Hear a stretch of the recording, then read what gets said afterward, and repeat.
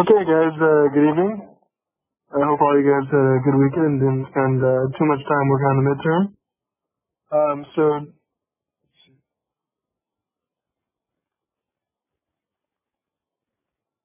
Okay, so, uh, yeah, the midterm,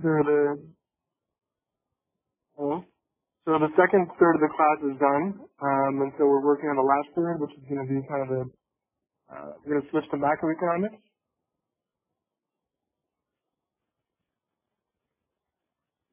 Okay, and so this whole section, kind of about firm costs and the different types of markets and kind of the business side, is all done.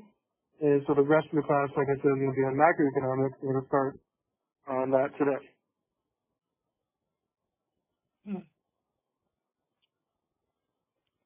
Okay, so how was the midterm? Not too bad. The take-home midterm. I work on it like a little bit during like every day, so it wasn't that hard, but the last problem I found a little bit complicated, just like the homework. So that took me a while to get that one. I think I worked on that one for like a long time. Okay.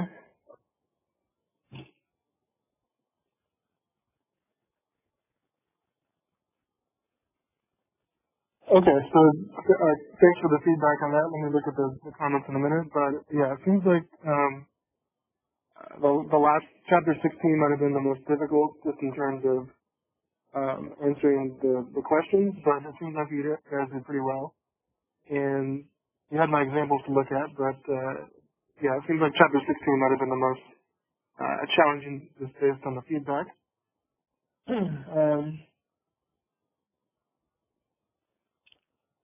When do you think we'll have the midterm grades up? I'll probably get the grading. I'll be done by the end of the weekend, so either Saturday or Sunday I'll have the grades up.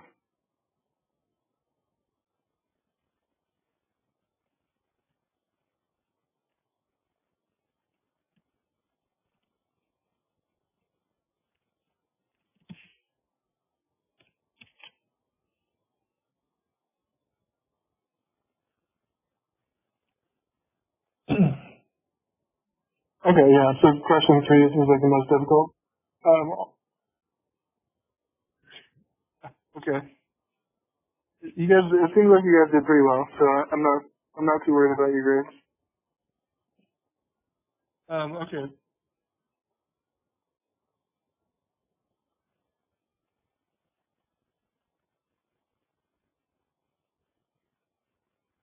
So before we get started, so just one last thing is, um, has anybody? I had a few emails about people who couldn't view the WebEx recordings or couldn't download some of the files off of Blackboard. Did you guys have any issues? Besides, I wasn't able to get in. I wasn't able to get into any of them. For some reason, I tried different computers and different ways that I was just not able to open it. Open the video, the recording? Correct. So it will just like download, and then it will tell me that however the file was uploaded, like it was not, I don't know, like compatible or something like that. Okay. Yeah, I don't. Okay, it seems like there's some issues with the recordings. Yeah, there's only one type of file that I can save it as, and that's that WRF file. It works fine on my computer, and I never had to download anything else. But maybe if you just download, or you just get the WebEx, like Windows or Mac version, not the online version, I think that might help.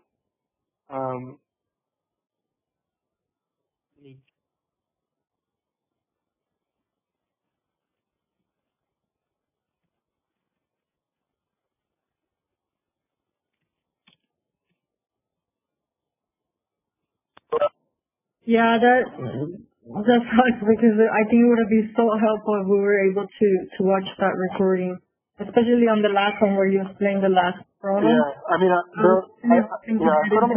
put them all up there, so I thought you guys should watch them. It seems like most students have been able to watch them. But now I'm starting to hear some issues. And so, yeah, I would say try to, if you're trying to do it on your laptop or your computer, then maybe get the desktop version of WebEx.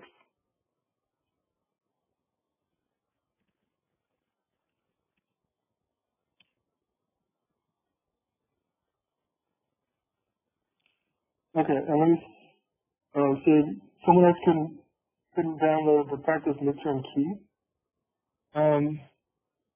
Yeah, that's the second time someone said that, and I don't know why that, you mean, so the Word file or the Excel file or both?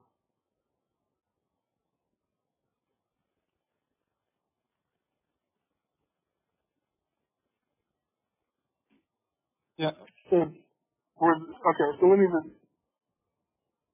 so for the practice midterm key right here, so these are the ones we went over last time. And I had the Word document and the Excel document for the practice midterm key or solutions. And a couple students said they couldn't download that or open the file. But I tried again and it worked on mine. So was it the Word file or was it the Excel file?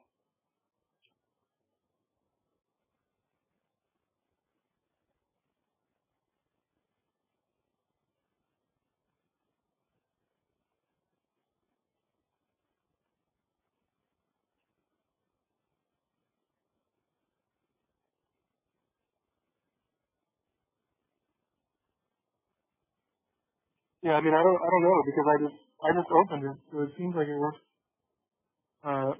It could be, or maybe I don't know. Maybe it's a Windows to Mac conversion problem or something like that. But how about the Excel file? Could you open the Excel file?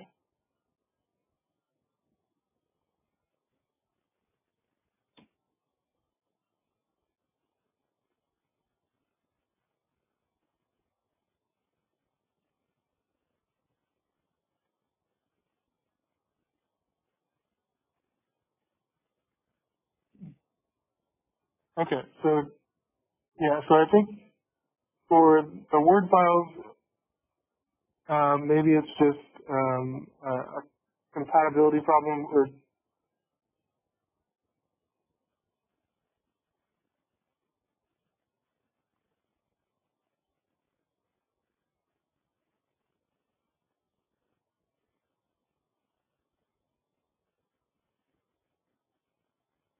okay, okay. So, but is this a common problem with the Word files, or is it just this specific file?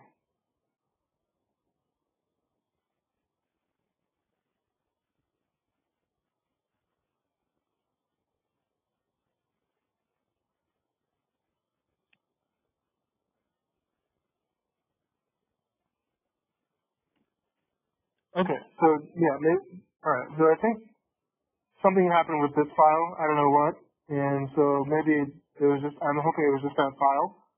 Um, and I can also maybe I'll post PDF files as well because I know those are easier to open.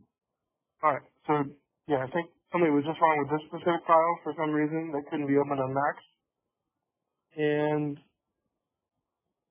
okay. And, and so were some of you able were some of you able to watch or to open the video? Like did anybody was anybody able to watch the WebEx video?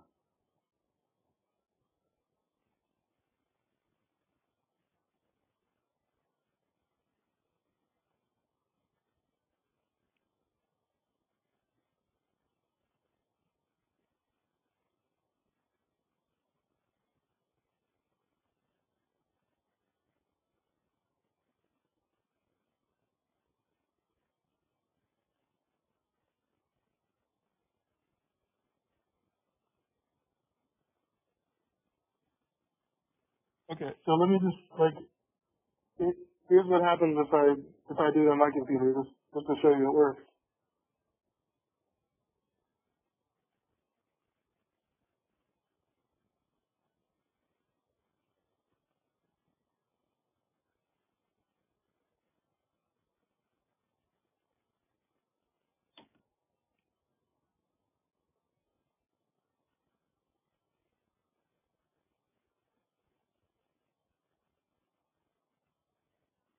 Okay, and usually it's like, see this little thing, this will move you to the recording. Like there should be this little WebEx player.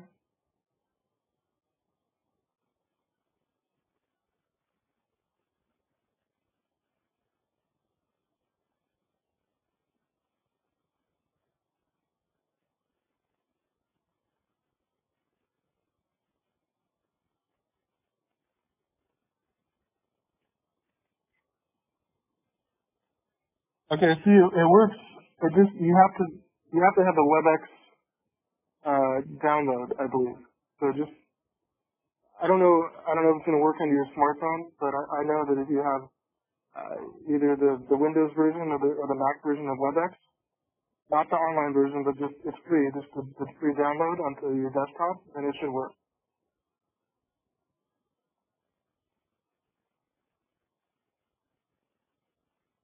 Okay, so try that, and hopefully that works. And so hopefully some was so. All right, so I'll get started in a minute, but I was just trying to get through some technical difficulties. But if anybody listening was able to watch the videos, just say something, so at least I know that somebody can do it. But it seems like there's been some issues with that.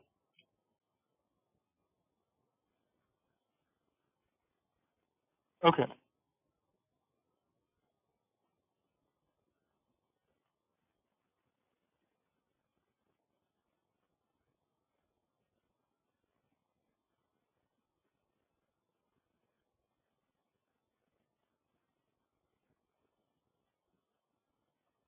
Okay, so any other questions or general feedback, let me know. I'll go ahead and start on what I want to do today. And so we have two chapters to cover. Neither one is super long, so I don't think I mean, we'll have a normal class time, but we're doing two chapters, but it's not like it's double the class. It's just the first chapter 10 is like an intro to macroeconomics, and so we're going through a lot of key concepts, and both chapter 10 and chapter 11 will be kind of an introduction to the main areas and variables in macroeconomics, which I think you guys will find is a nice change from what we've been doing. And yeah, so I think the examples and the problems for the macroeconomics stuff might be a little bit easier. And so I think the middle part, the stuff that I mentioned too, was probably the hardest. And so hopefully this will be a little bit more workable. But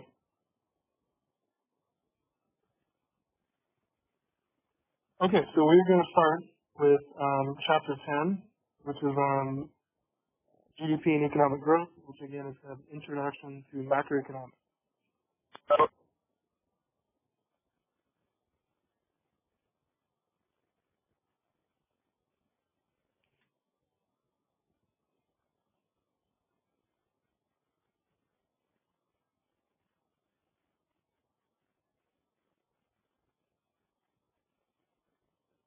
Okay, here we go. And so we'll start on the macroeconomics. As soon as I get all the exams graded, I will probably this weekend put up your grades on Blackboard, and I will post my solution to the exam as well. So hopefully I'll get that up by Saturday, but Sunday at the latest.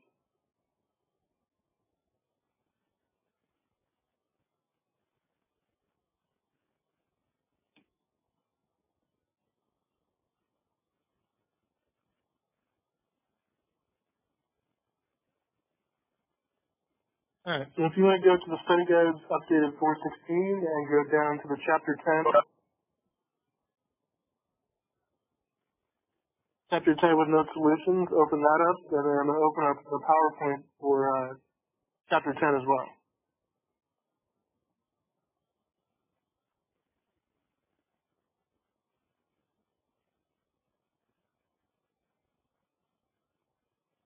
All right, so there's that.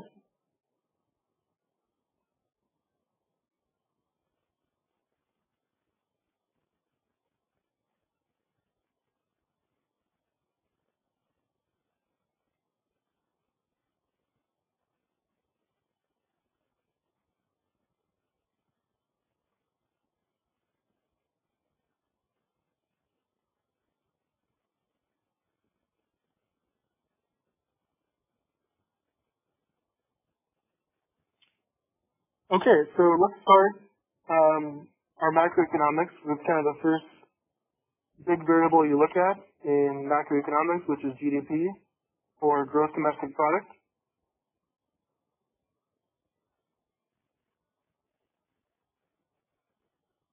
Okay, so GDP starts, and let's look at slides 2 through 4 on the PowerPoint.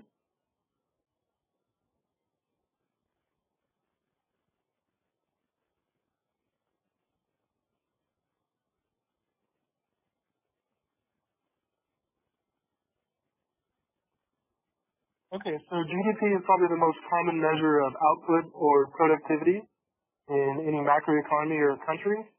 And so this is a measure essentially of aggregate output. So how much in dollar terms, how much in monetary terms a given country produces, because it measures their output. So it's a measure of output, which is also a measure of how productive the economy is. Okay, it's a monetary measure, meaning it's put into dollars or whatever currency you want, so you can make accurate comparisons, and it's not just the number of things produced, it's the actual value of those goods. Okay, when measuring GDP, you want to avoid multiple counting, you want to avoid double counting, and so this is going to be the GDP for a given year or a quarter. Is going to be the market value of final goods. So it's the final goods, the dollar value of the final goods that are produced. Okay, so that means, like, for example, if we're talking about a new automobile, it's only the dollar value of the new automobile. It doesn't count the intermediate goods, like the rubber for the tires, the computers, the glass. So it's only the final good that's sold, and that accounts for all the intermediate goods that produce it, but don't count the goods that are used in production, only the final good that is sold. Okay, and it's only new goods, so we'll bring this up a few times, but anything that's used or resold was already counted in a previous year's GDP, and so it's only the final value of the final good produced in that year.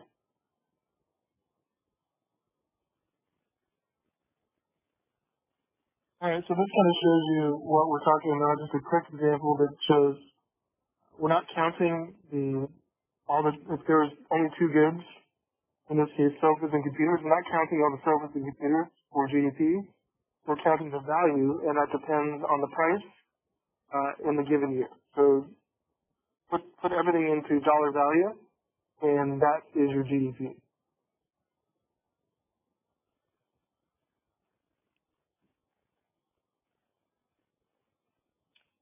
Okay, and so note that GDP excludes any financial transactions or transfers, so public transfers, private transfers, or stock or bond like purchases or transactions. Nothing is really being produced there. That's just the change of ownership or the change of who owns a financial asset, and so that doesn't count. And also we want to take out or exclude, second-hand sales. So anything that's sold a second time, like a car, a textbook, a computer, like a house. So the house, when the house is produced or sold when it's brand new, then it counts in the GDP. But if you buy a used home, that doesn't count because that's already counted for in the previous year's GDP, or whatever year the house was produced.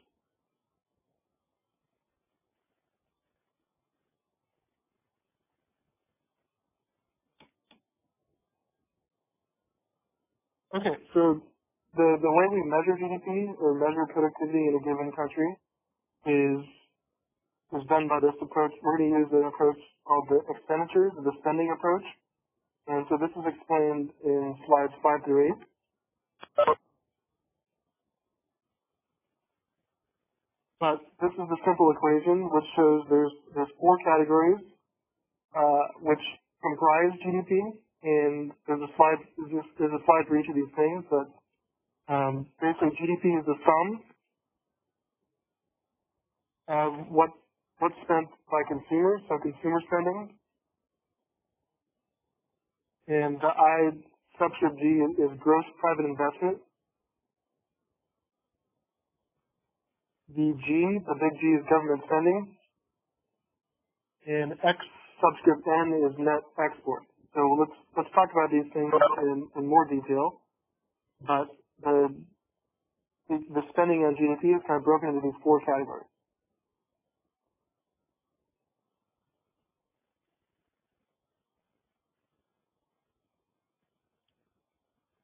Okay, so we're using the most common approach to measure GDP, gross domestic product, is the expenditures approach.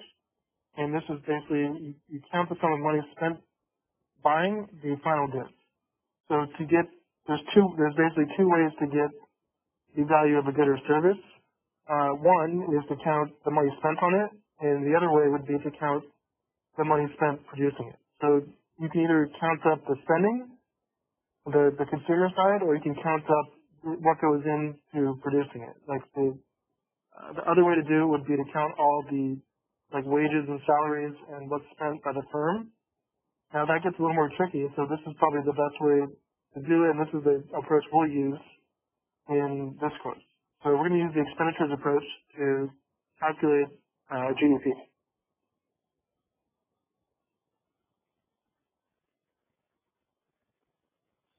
Okay, so the first portion, the expenditures approach means just exactly what it is.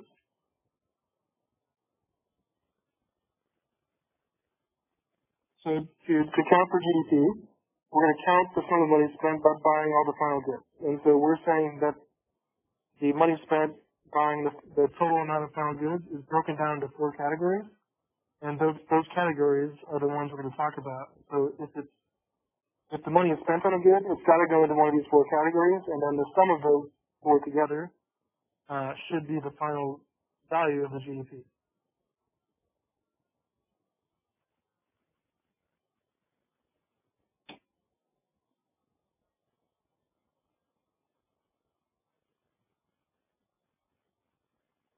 Okay, so the first category that goes into that equation for adding up GDP is what's spent by consumers. And so this is called personal consumption expenditures.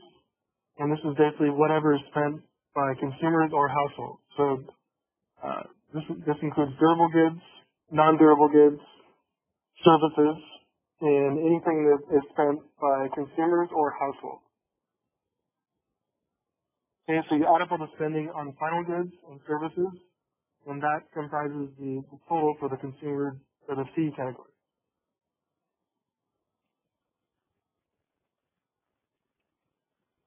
Okay, and the second category is called gross private and domestic investment. And the investment term, it might be a little bit misleading because normally sometimes when you think of investment, you think of like buying an asset in the hopes of earning interest or some future, increase in value on it, like a house or stock or a bond or something like that. Now that's not what we're talking about here. So when we say investment, we basically mean money spent by businesses. And so what the total amount spent by firms and businesses is really what we mean by investment. So this includes all machinery, equipment, tools, construction, inventory, like computers. So all the money spent by private businesses is what we mean by investment. So don't get confused by the investment portion. So in the macroeconomic sense, gross investment or gross private investment means all money spent by businesses.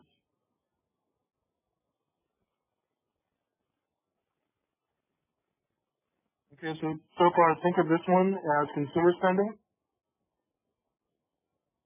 Think of this one as business spending.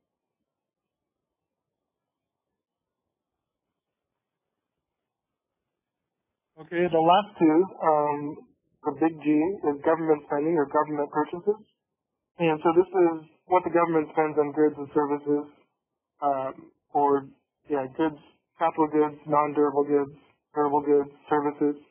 So all the money spent by the public sector, which is the government, is this category. All right, and the final category that accounts for the rest of it is net exports. And so this is basically net exports XN is exports minus imports. Okay, and the reason why we do it this way is because GDP counts the final value of goods and services produced within a country's borders.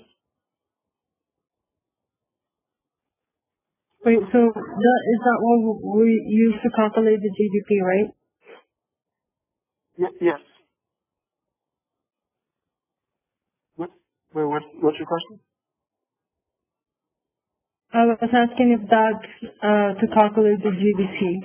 Yes, the GDP is this equation right here. Okay.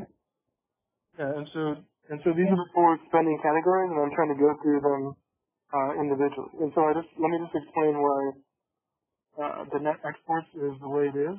And so let me write this in the chat because I don't know if I mentioned this within the borders part.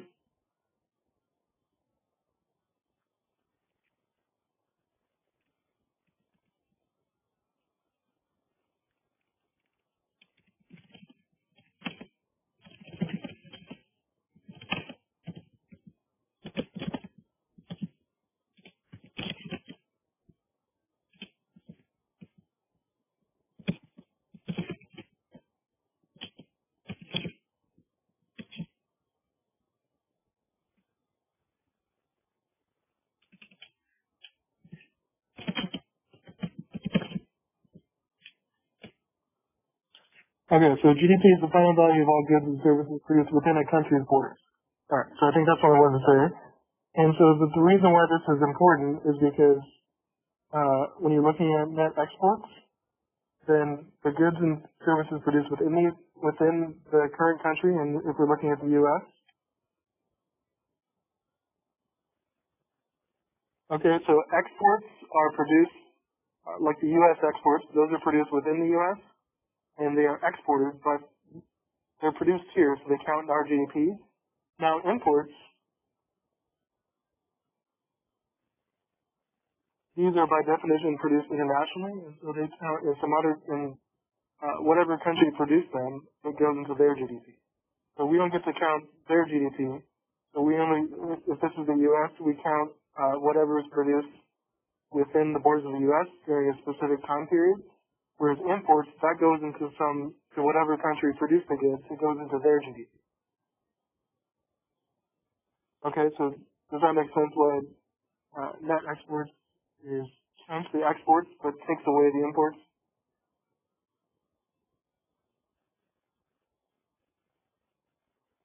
Okay.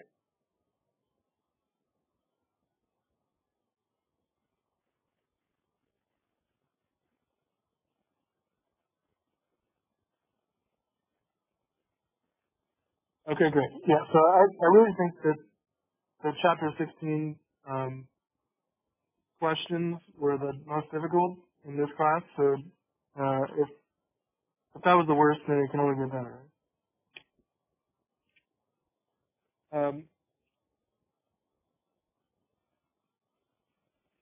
Yeah. Okay.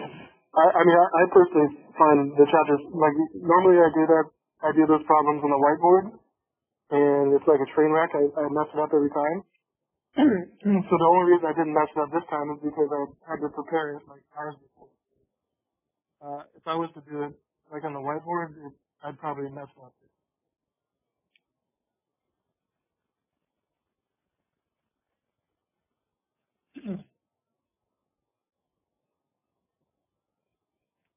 Okay, so this is our main equation for measuring GDP. And so again, this is the expenditures approach. So basically we're counting consumer spending, which goes into the big C. We're counting business spending, which goes into the I. We're counting government spending, which goes into G. And we're counting basically international spending, which goes into the X. Okay, so we've accounted for all categories of spending, and so if we add all those together, that should give us a good estimate of our GDP for a specific time period. Okay, so what about the nominal versus real GDP? So let's discuss this term. Do you guys know what, like when we say real in front of a variable, do you know what that means?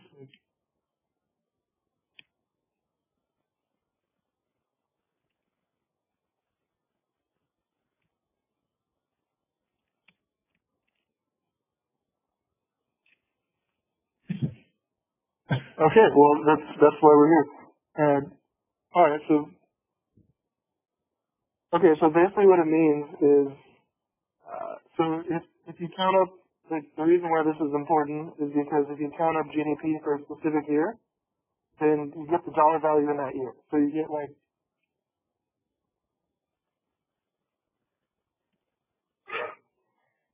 Is it like one of them is adjusted with inflation and the other one is unadjusted? Something like that? yeah, that's 100% correct. Yeah, so real means exactly what Liliana just said, which is adjusted for inflation.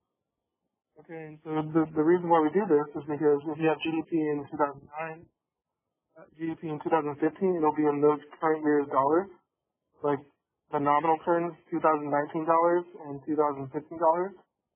But things change during those years, and we have inflation, or we normally have inflation, and so because of that, we have to put them into either 2019 year dollars or 2015 year dollars. It doesn't matter which one we put them in, but we have to pick a year, like you pick a base year, and you put all the other years into that base year.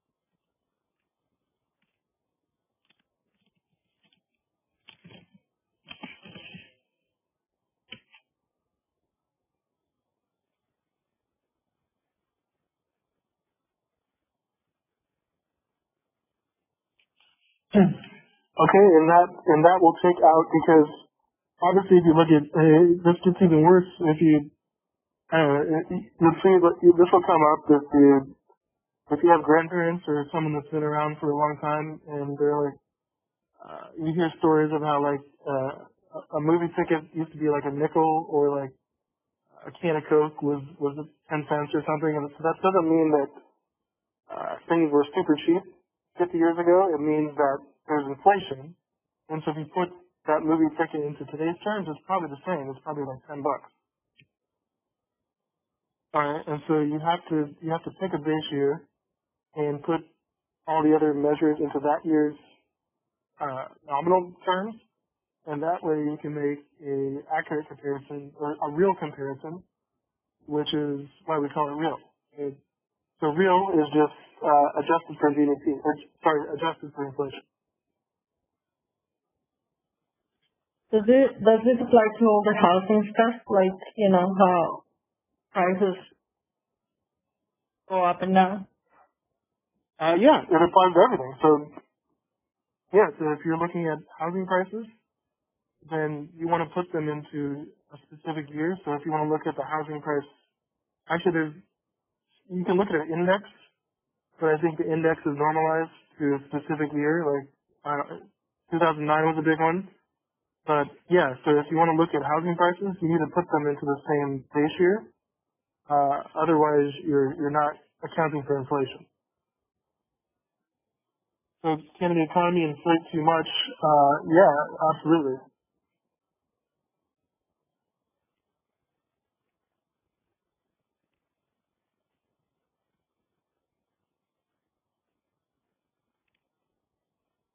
Okay, so yeah, that's if you study, we're not going to really go into much of the monetary or government operations of other countries around the world, but if you did like a brief snapshot of international economics, you can find Lots of examples in some countries that didn't have very stable prices, where there was inflation that was just off the charts, like millions of percent. What happens when it does? Well, it depends what the country is, because you don't. What the goal is usually for a country to have like inflation, but a stable rate over time. So you want inflation, but you want it to be stable.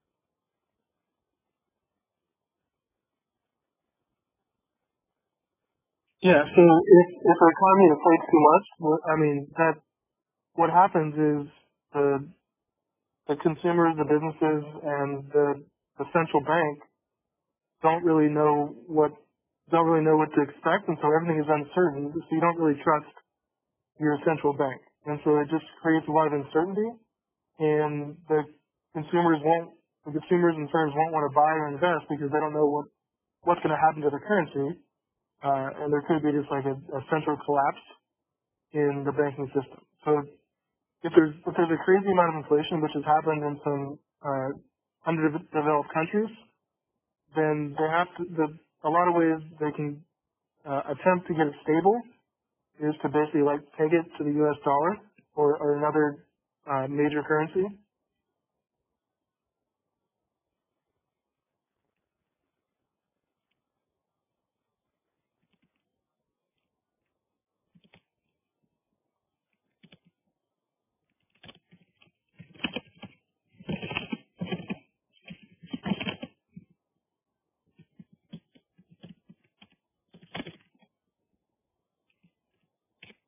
All right, so I said if a country is experiencing too much inflation, they can peg their currency to the U.S. dollar, and this is kind of going more into the international economics, but it applies to inflation. So what that means is they have their own separate currency, but it goes in relation to the U.S. dollar, and so it might be like the currency is there's still some exchange rate, like it's 100 to 1 for whatever the currency is, but whatever happens to the U.S. dollar, their currency does the same thing. Okay, so you kind of stabilize it or peg it to a more stable currency. So yeah, you don't want a lot of inflation. It's really bad.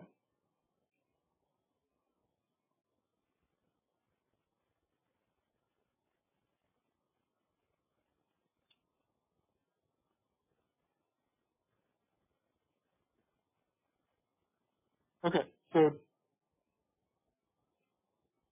where was I? Oh yeah, so nominal versus real GDP. Okay, so we're determining how to control for inflation.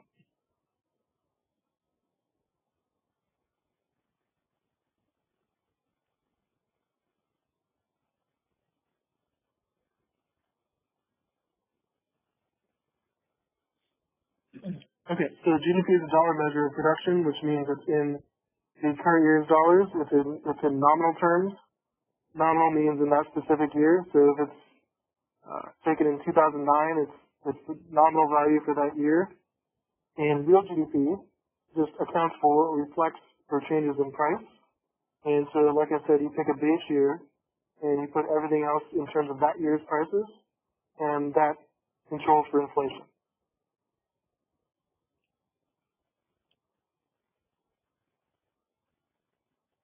Okay, so we'll do an example of this in exercises, but this is the idea that you kind of, if you have just 5 years of data, and the example here is output is just pizza, and so these are the different years units or how much is produced, right, in pizza. These are the prices, so the prices go up, so you want to account for that price change. And so what you do is pick one of the years to be the base year. In this case, it's just year one. And They converted. They make 100 the base year. I like to make 100. I like to make the index for the base year a 1, just like a number 1, because it makes it a little bit easier. And I'll show you how to do that. But basically, what you want to do is pick a base year, and then make an index for all the other years based on the base year, and then convert the other nominal values into the base year prices.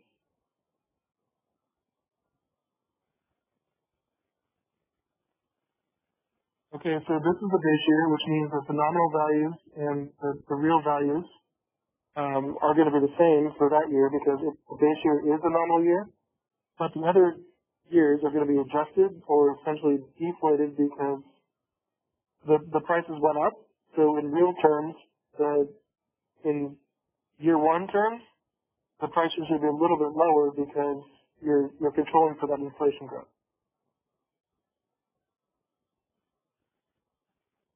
All right, so it's kind of hard to see how to do it without looking at the numbers, but I'll show you how to do this in one of the examples. But basically what we're going to do is just pick one of the years to be the base year and convert all the other years to that year's dollars.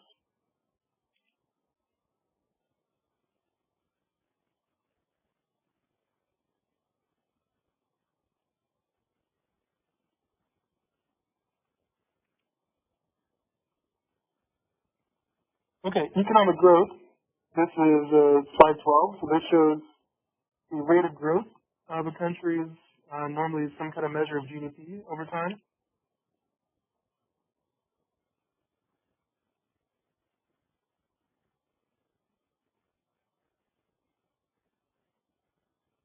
Okay, so economic growth is an increase or decrease in real GDP or real GDP per capita over some period of time, and so any growth is in percent.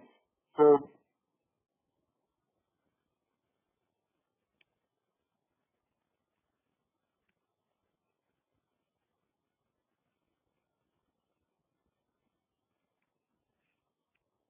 all right, so any GDP measure is in dollars,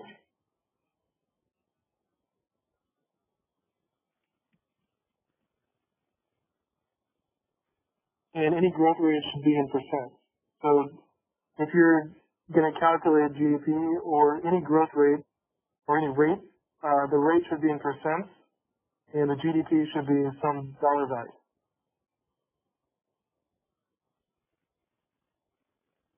Okay, so we know what real GDP is so far, and so the rate of growth of that, so the percent change is the growth rate, and I'll show you guys how to do a simple growth rate. Or you can put GDP into per capita terms and use the rate of growth for that. So per capita,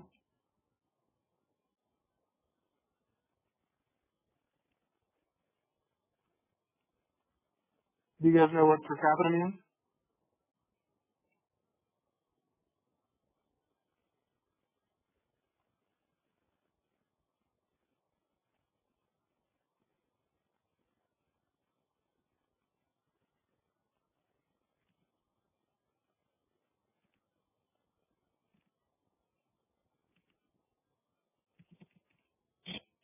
Alright, so it basically just means per person, and so so the real metric we control for or adjusted for inflation.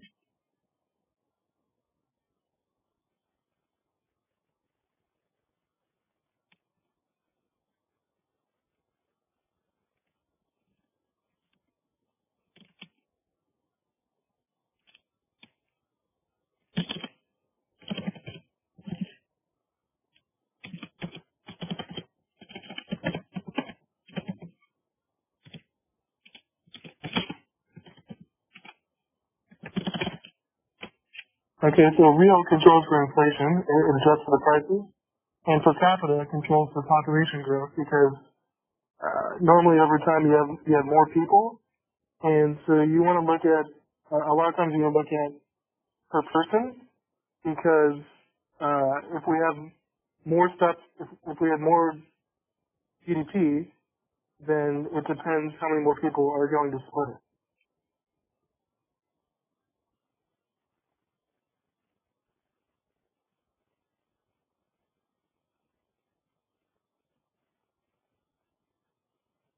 Okay, so real GDP per capita is pretty simple, but you just divide real GDP by the population.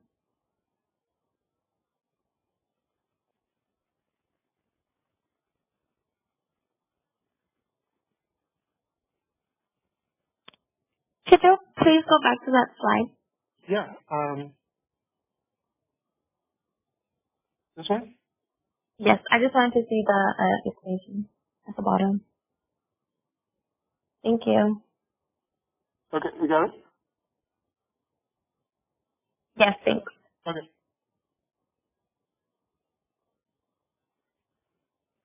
All right, so we're looking at slide 14 for real GDP per capita.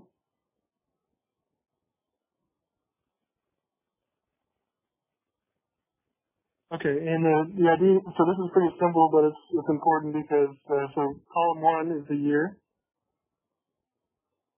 column 2 is real GDP, and that's just in dollars or billions of dollars. Okay, this is the current population for that year, and all you have to do to get real GDP per capita is just divide the real GDP by the population. So this gives you, so this is like, in 1950, each person, like, if you split up all the GDP evenly per person, then each person would get about a little less than $15,000 in those years' terms. So it looks like, currently it's something like, it's a little bit over 50,000.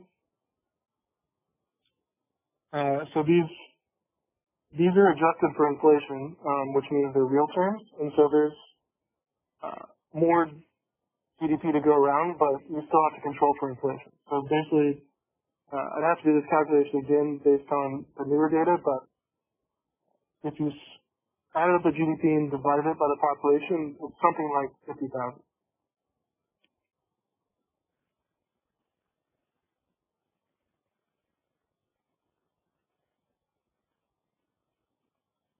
Okay, so we know that we're going to look at some examples of how to measure GDP with the expenditures approach, adding up 4 categories. Now, another way to measure real GDP is by looking at how productive the economy is. And so this is pretty simple, but this is just, to get GDP, you can also add or multiply the hours of work the economy puts in, and then times how productive that labor is. So, to calculate GDP or to estimate it, you can just get the total hours of work for the whole economy in that year, and multiply it by how much output, how much dollars of output they produce, and that whole metric would give you an estimate of GDP. So let's look at slide 15.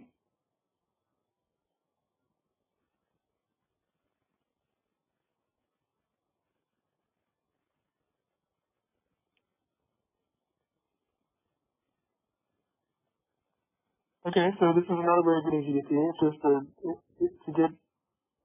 estimate GDP, you get all the hours worked times how productive those hours were, and that's going to give you, if it was correct, the total amount of goods and services produced in dollar terms. So right here for the labor hours, this is just the total hours spent working for the whole economy, if you could measure that. And this is the productivity, which means how many dollars they produce per hour. So this is an average term, but if you multiply total hours times dollars per hour produced, then your result is something in dollars, which would give you GDP, or an estimate of real GDP.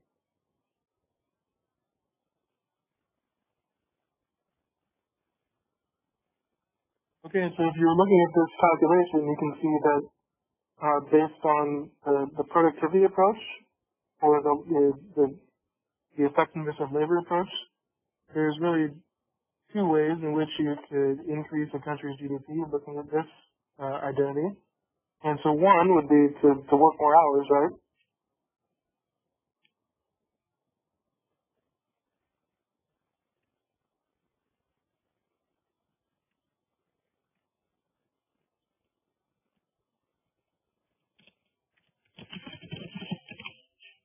Okay, so number one is work more hours. So assuming that those hours are producing something, that has to increase the GDP. And then obviously the other way to increase the GDP for a country is to make those hours more productive. So increase labor productivity.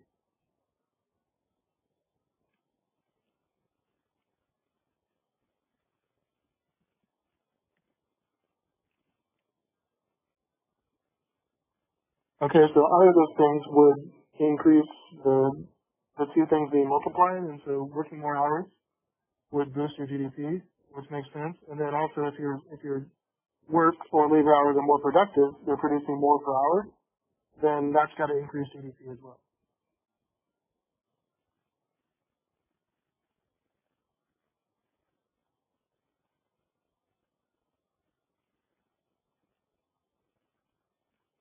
Okay, so we're going to look at some examples of how to measure GDP based on this relationship, how to convert things from nominal to real terms, economic growth, looking at the percent increase or decrease, GDP per capita, which is just the GDP divided by the population, and then calculating real GDP based on this labor productivity example.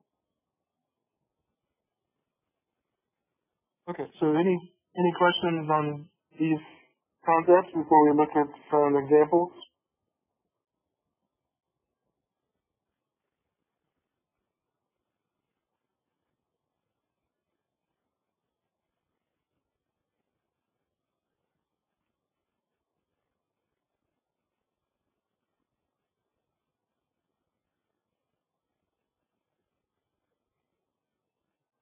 Okay. All right. So I'd recommend this first macroeconomics video. This is just kind of an intro to macroeconomics, and so this is a nice 10-minute video if you want to look through that. And the last two are Khan Academy ones of examples on how to measure GDP based on the expenditures approach, and so those might be useful as well.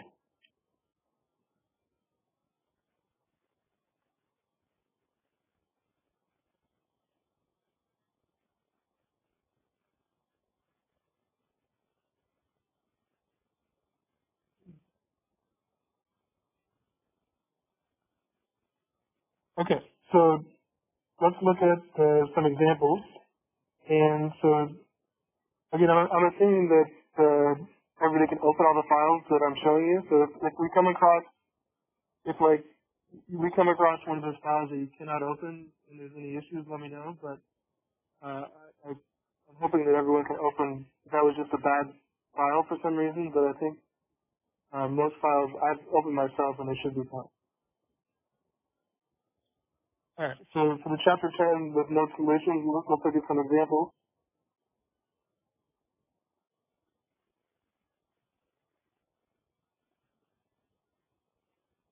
Okay, so which of the following are included in this year's GDP? So this is a good exercise to say this goes in or this does not.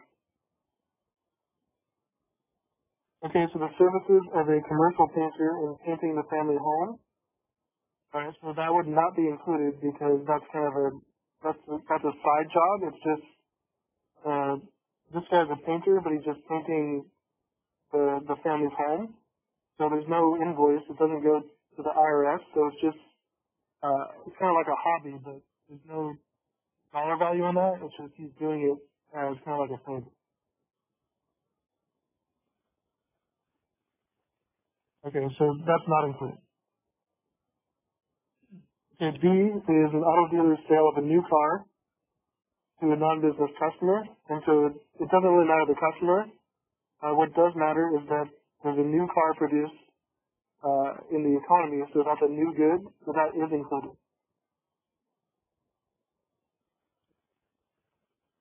Okay, C, the money received by Smith when she sells her biology textbook to a used book buyer. So remember, any used goods don't count because they were already counted in the year when that was when that book was new.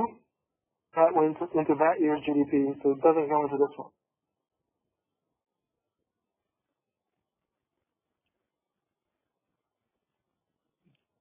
Okay, the publication and sale of a new economics textbook. That's a new good or service. That's included. Okay, a $2 billion increase in business inventories. And so this one is just, it's a change, it's an increase in how productive the business is. And so just any change in inventories is included into the IG category. So if I look at that slide,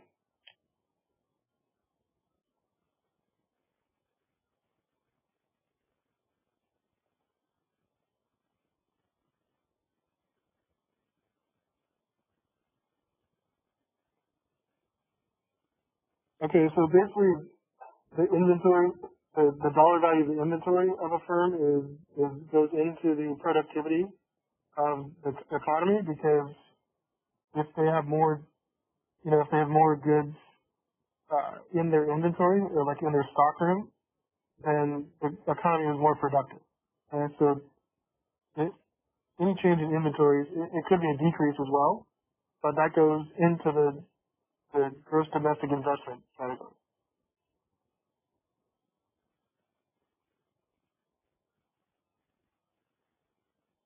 And then part F, a government purchases of a newly produced aircraft, and that's a new good or services, assuming it's produced in the United States. And so that would go into the G category, the government spending category.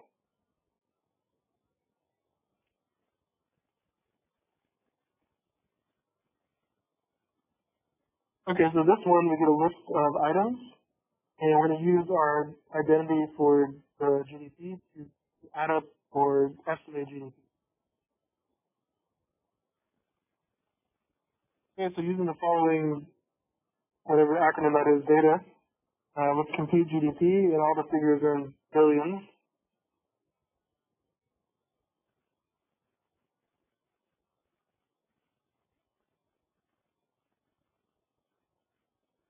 Okay, so we have all these terms, and we're just going to use the expenditures approach and add up the things that go into the spending category. So start with the normal equation. GDP equals C plus IG plus G plus XN. And remember, XN is exports minus imports. Okay, so C, consumption, is personal consumption expenditures. That's 245.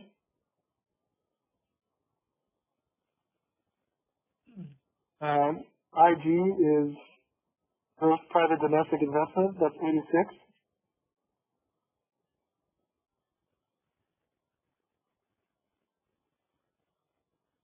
G is government purchases, which is 83, or 82. And here we have exports and imports separately, so let's list them where it's exports, which are 9, and then minus imports, which are 18.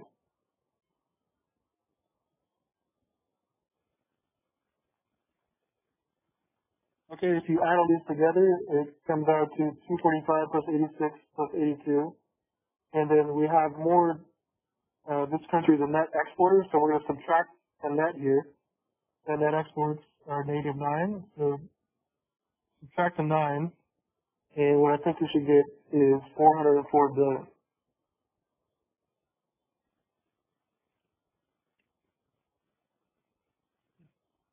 Okay, so all we did is use that expenditures approach to calculate or add up GDP.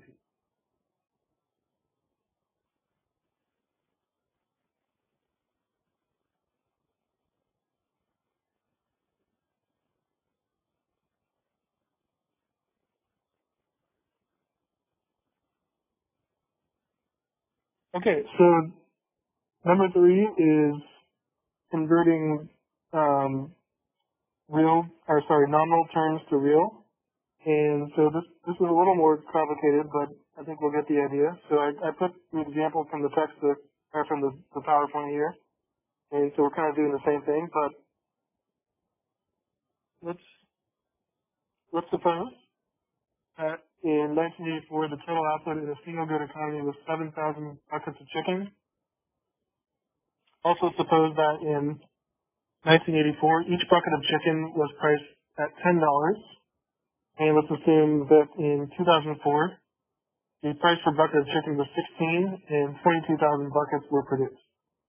Let's determine real GDP in 1984 and 2004, but in 1984 prices, so 1984 is the base year.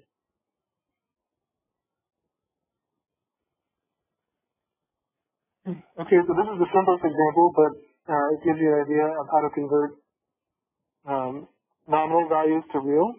So we have one good, and we have 2 years. So in 1984,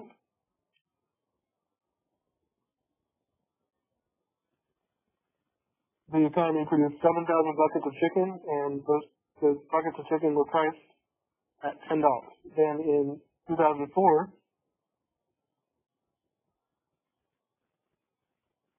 the country produced 22,000 buckets of chicken, and those were priced at $16.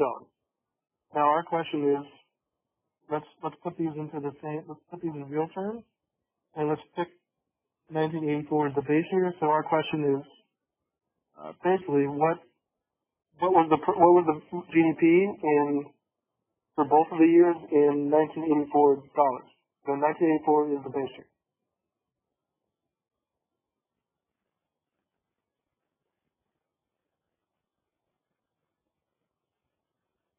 Okay, so the year, the quantity, and the price were given, so that's just right there. And then the index, I like to make the base year 1. So for the index, divide the nominal price by the base year price.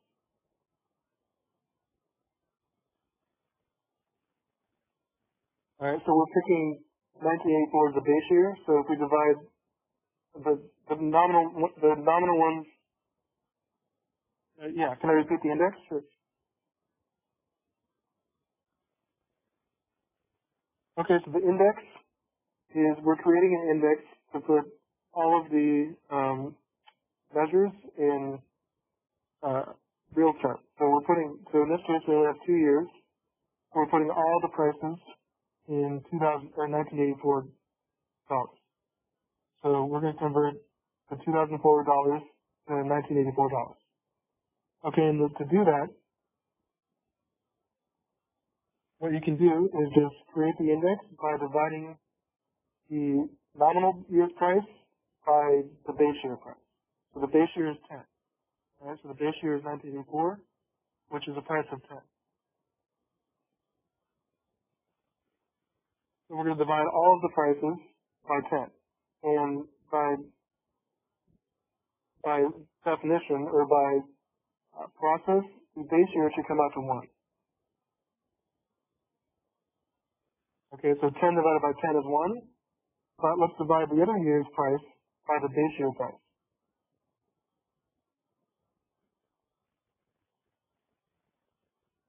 Okay, so the 2004 price of 16 divided by the base year price of 10 gives us an index of 1.6.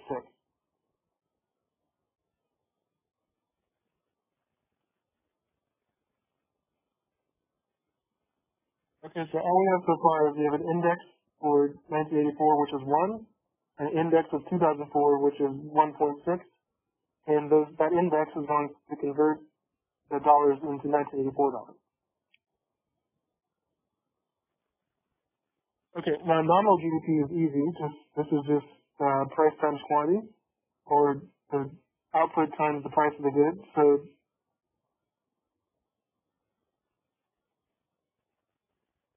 in 1984, the price was $10. They produced 7,000, and so 10 times 7,000 is 70,000.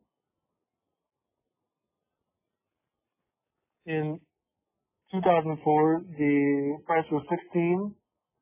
They produced 22,000, so 16 times 22,000 is 352,000. Okay, so those are the nominal, that's the nominal GDP, just the output times the price in the respective year.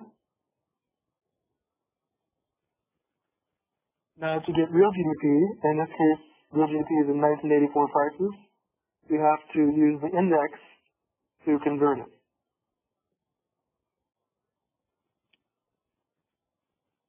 Okay, so all you have to do here is you already have the index and divide the nominal GDP by the index, and that's it.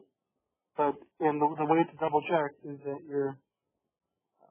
the base year one, the nominal and real should be the same because you're making your index one. So just to do the example, divide the nominal GDP for 1984 by the index. Okay, so it's 70,000 divided by 1,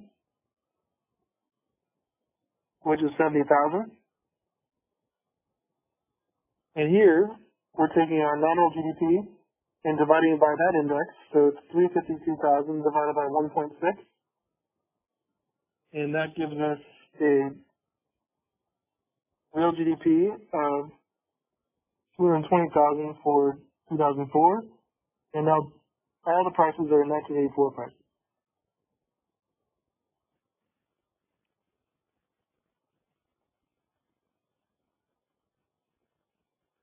Okay.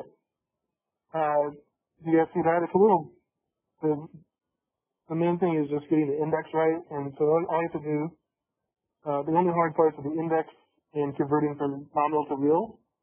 And so to get the index, you just divide the current year price by the base year price. And to get the real GDP, you just take the nominal GDP and divide it by the index. Alright, do we see that?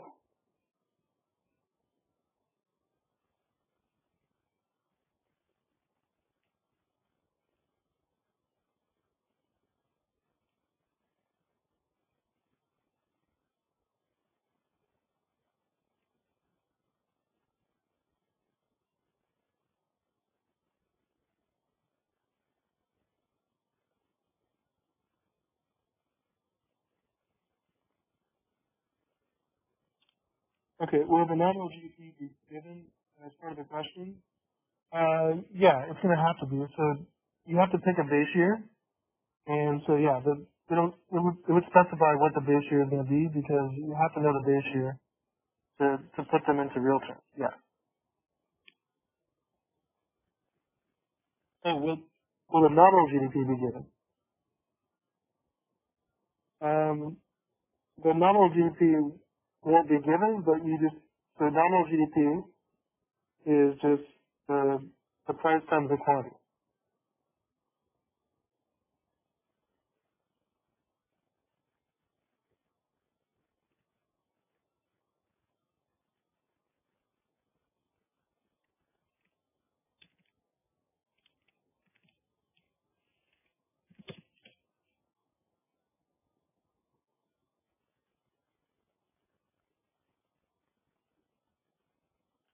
Okay, so nominal GDP you have to calculate, but it's pretty easy. It's just the current year's value of the goods and services. Alright, so you just see how it's just it's quantity times price or output times price.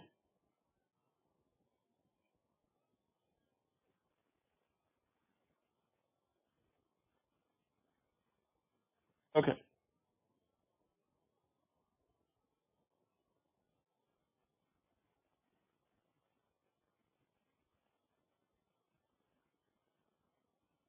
Alright, so let's move on to the next. Where did you get the 7,000?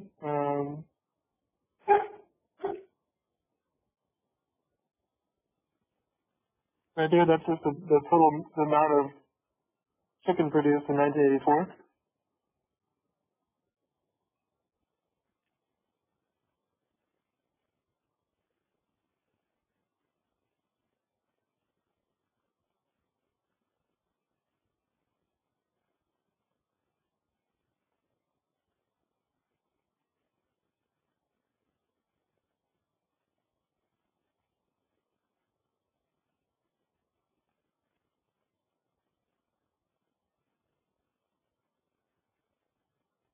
Okay, so yeah, the 7,000 was just how much was produced in the nominal year.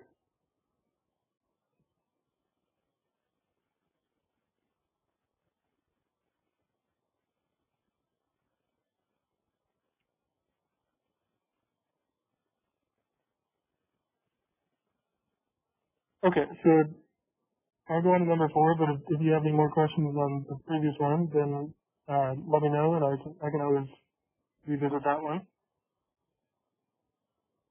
Number 4, let's suppose an economy's real GDP is 30,000 in year 1 and 31,200 in year 2. What's the growth rate of its real GDP? And then also, let's assume that population is 100 in year 1 and 102 in year 2.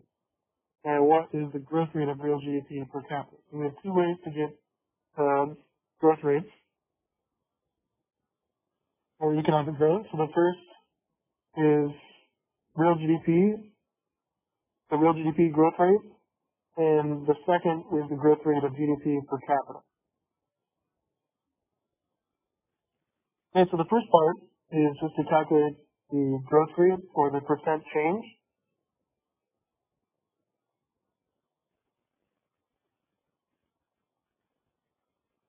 Okay, so GDP was 30,000 in year 1, and then it grew to 31,000. So all we have to do is calculate the percent change, which is basically the change or the difference over the original value. So you can just, here's how I calculated the real GDP growth rate. So this is the same thing we did for like the elasticity, where you had like x1 minus x0 over x0. That's the same concept because that was the percent change. So all you're looking at is the change over the original. Okay, so the real GDP growth rate is the new value, 31,200, minus 30,000 divided by 30,000. So it's the change over the original, and that comes out to 0.04, and in percent-wise, that's 4%.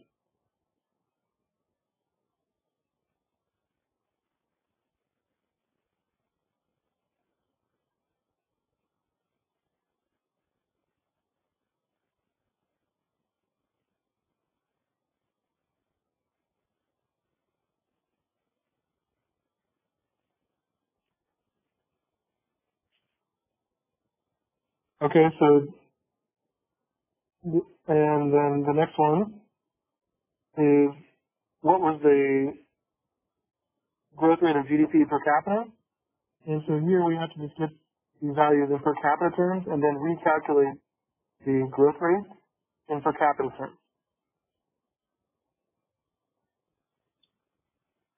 And so GDP per capita in the first year is just the GDP divided by the population. So the GDP was 30,000.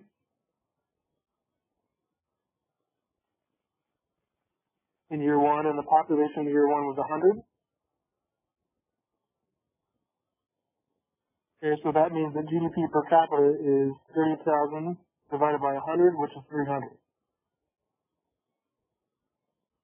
And for year 2, GDP was 31,200.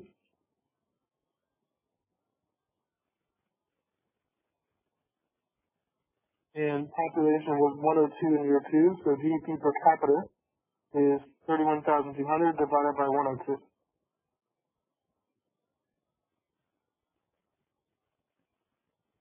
Which gives us roughly 306. And so for per capita terms, will the growth rate per capita always be lower? It will, as long as there's an increase in the population. So it has to be lower if you have population, if there's more people, but unless people die, or not die, but if there's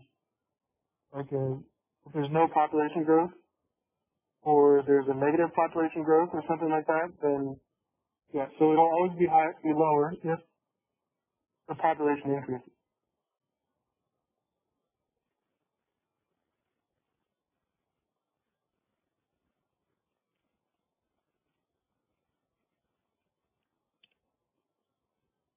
Okay, which makes sense because there's if you have growth and you have more people, there's less GDP to go around.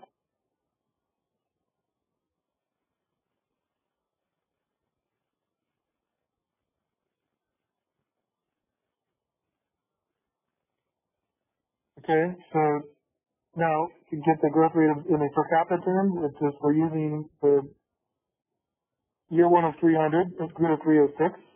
So what's the change over the original? And again, GDP per capita growth rate is the change, which is 306 minus 300, divided by the original 300, which gives us 0.02. And if you multiply that by 100, or just put it in percent terms, that is approximately 2%. And I made a little note here that says the growth rate in GDP per capita is lower because it controls the population growth.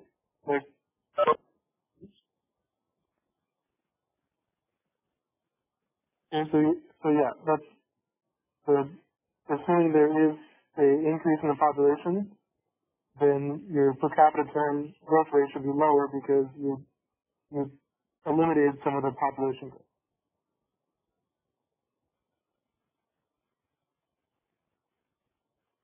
Okay, do you guys see how to do the growth rates for number 4? Just calculating the percent change.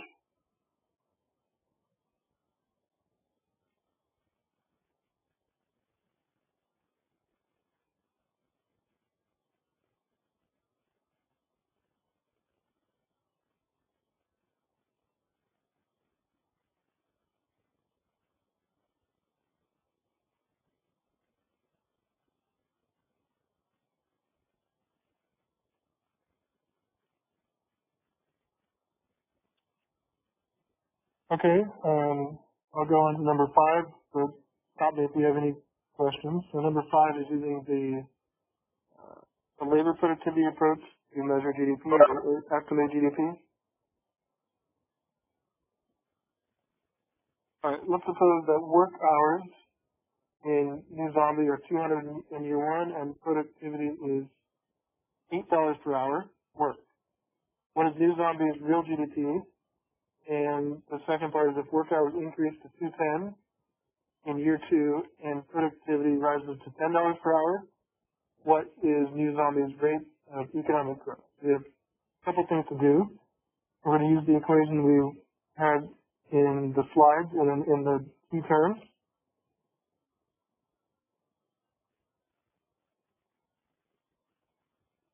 Which is just that one, that real GDP is simply hours worked times labor productivity.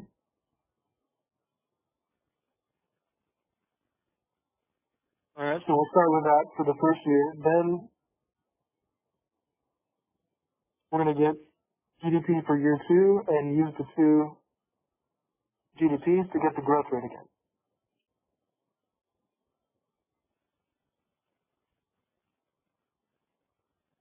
Okay, real GDP is just hours of work times labor productivity. That's the equation that's given. So real GDP in year 1, right? It says we had 200 hours.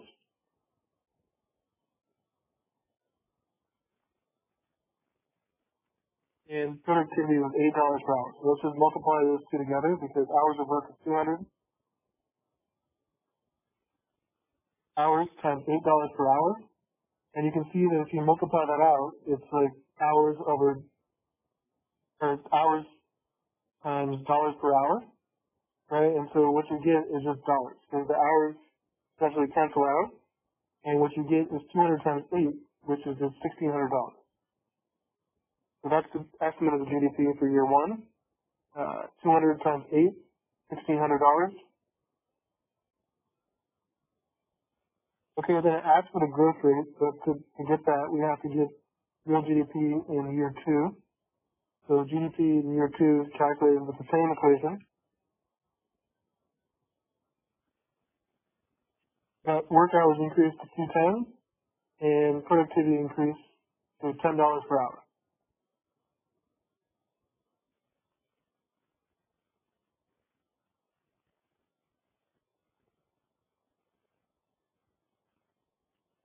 Okay, so year two, hours of work is 210 times the productivity, which is $10 per hour. Multiply those out, and you get 210 times 10, which is 2,100. All right, so the real GDP in year one is 1,600. The real GDP in year two is 2,100, and we need to calculate the percent change. Also, another way of saying the rate of economic growth, which is the new value minus the original divided by the original. So it is 2,100 minus 1,600 over 1,600. So the change over the original, again, gives us about 0.3125. Multiply that by 100, put in percent terms, and that gives us 31.25%.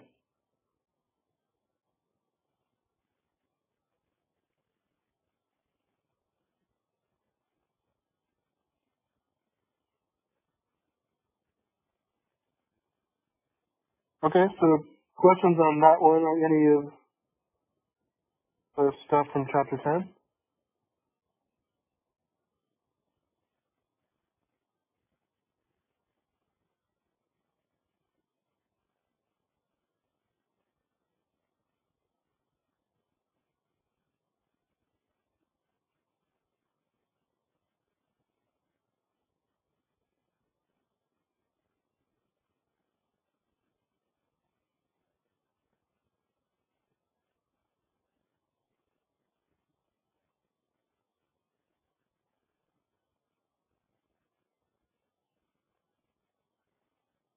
Okay, so we have to cover a few more big variables, which is unemployment, inflation, and what's the other thing is like the business cycle. And so we cover those things. We have to do chapter 11, which isn't too bad, but if there's no more questions, we're done with chapter 10, and we can move on to chapter 11.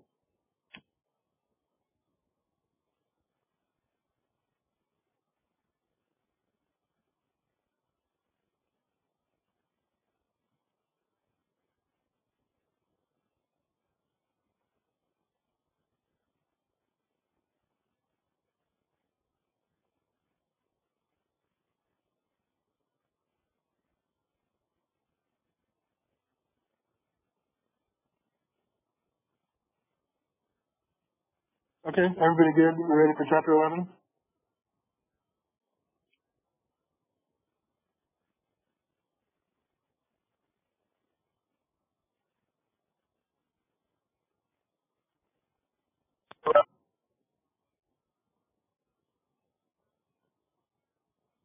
All right, so you can open up the chapter 11 notes and solutions, and then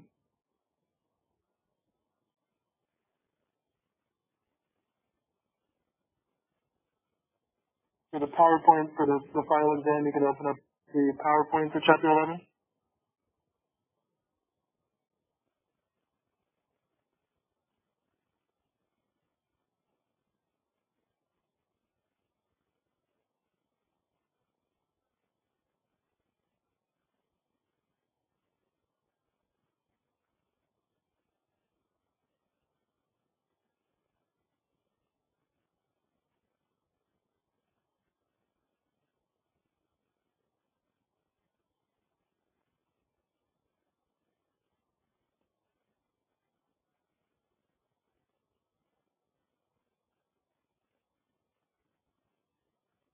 Okay, so chapter 11 is the biggest or the first variable you look at in macroeconomics is GDP, which we talked about last time in chapter 10.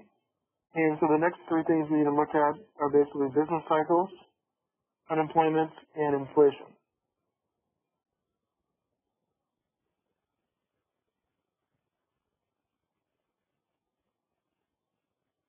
All right, so the first of the key concepts is business cycles. And let's look at slides 2 through 7. Where we're going to cover the business cycle and look at the official recessions and also how some things are affected more during downturns than others. So go to the chapter 11 PowerPoint, slides 2 through 7. Let's start with those for the business cycle.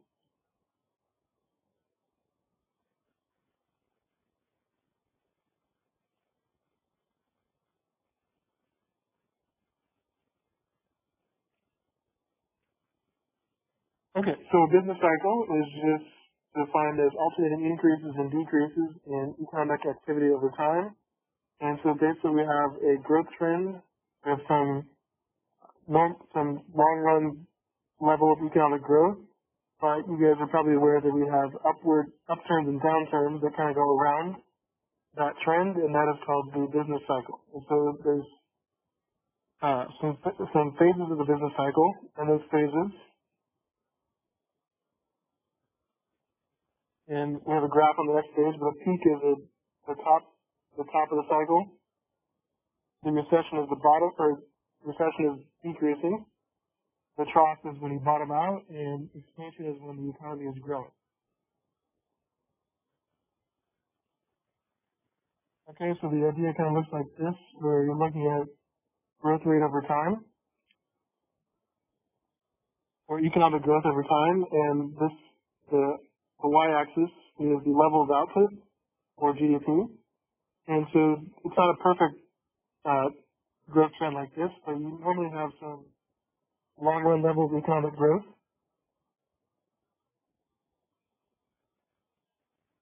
So that blue line is the growth trend. And then your business cycle kind of goes around the cycle, or around the trend. Okay, so this is a peak when the economy reaches a high point, and this is a trough when the economy reaches a low point, and when the economy is declining for a number of consecutive quarters, that's a recession. And when the economy is growing, that's an expansion.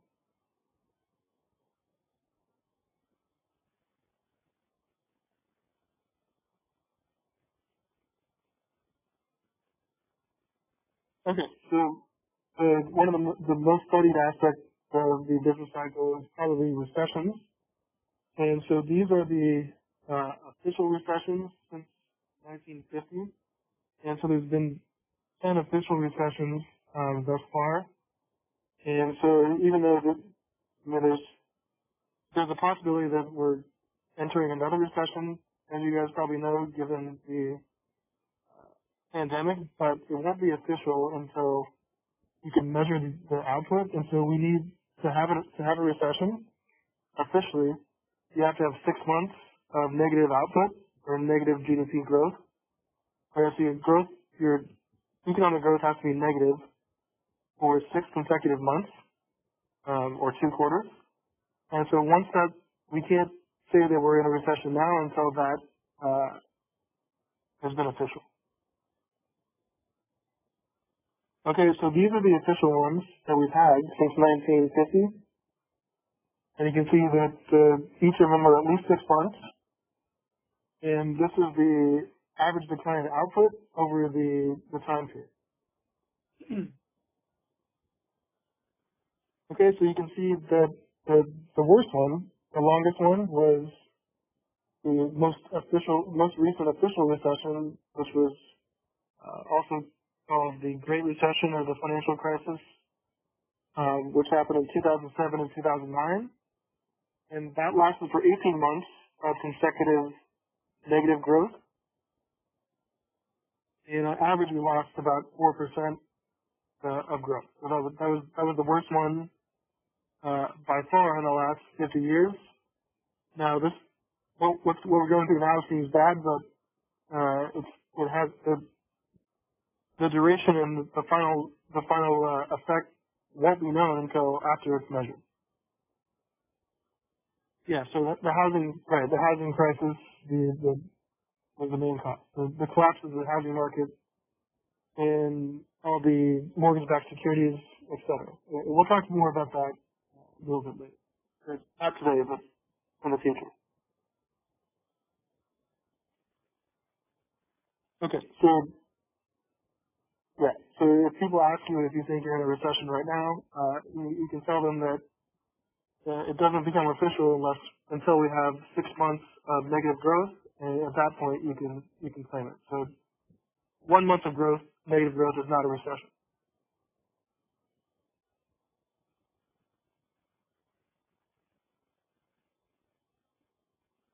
Okay, so here are some causes of the business cycle fluctuations. So demand shocks, if spending goes up or down wildly.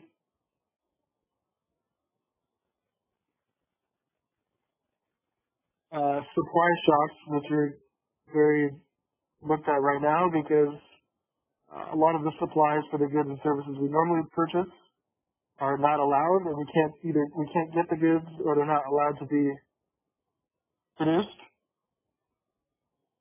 Okay, so a lot of things that you can't consume right now are because of supply shocks, either that good or service is forced to be shut down, or we just can't get the goods.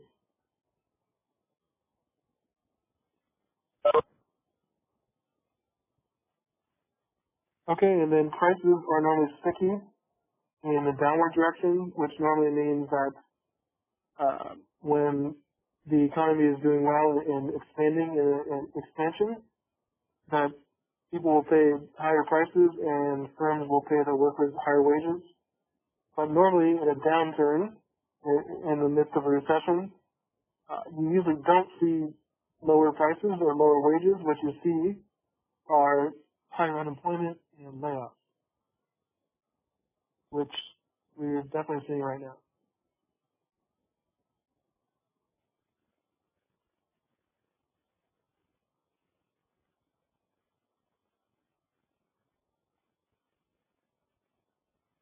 Okay, then normally, these are the things affected most by a recession or the cycle in general. So normally, capital goods and durables are the ones that are affected most by a recession.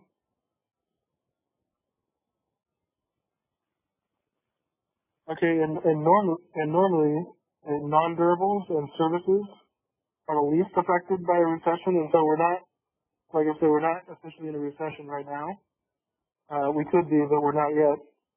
And the weird, or the counterintuitive thing in a macroeconomics model is that services are one of the things that are really down. Okay, so normally in a downturn, services do pretty well, like restaurant meals and bars and haircuts and taxi rides, doctor services, lawyer. But now those things are either intentionally being cut off or cut back, and so this is one of the rare cases where in a recession, the thing that's probably hurt the most, even though it's not a recession, is the services area.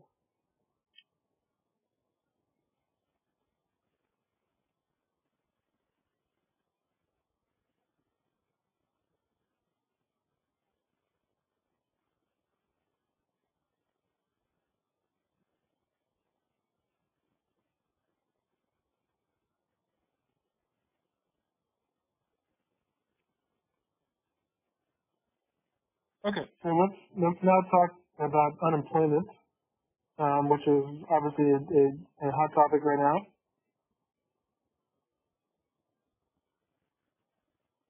Okay, and after I go through all these, I'll show you I'll show you some data on all these big variables. Okay, so unemployment, slides 8 through 10. Let's look at the types of unemployment, how to calculate unemployment, and the definition of full employment.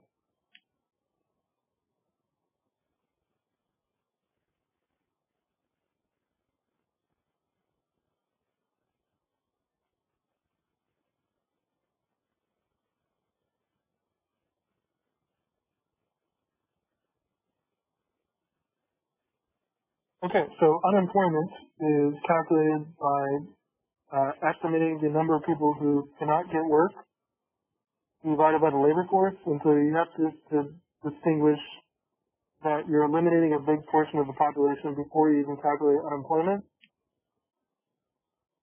And so the labor force consists of the people who are employed working or unemployed not able to find work.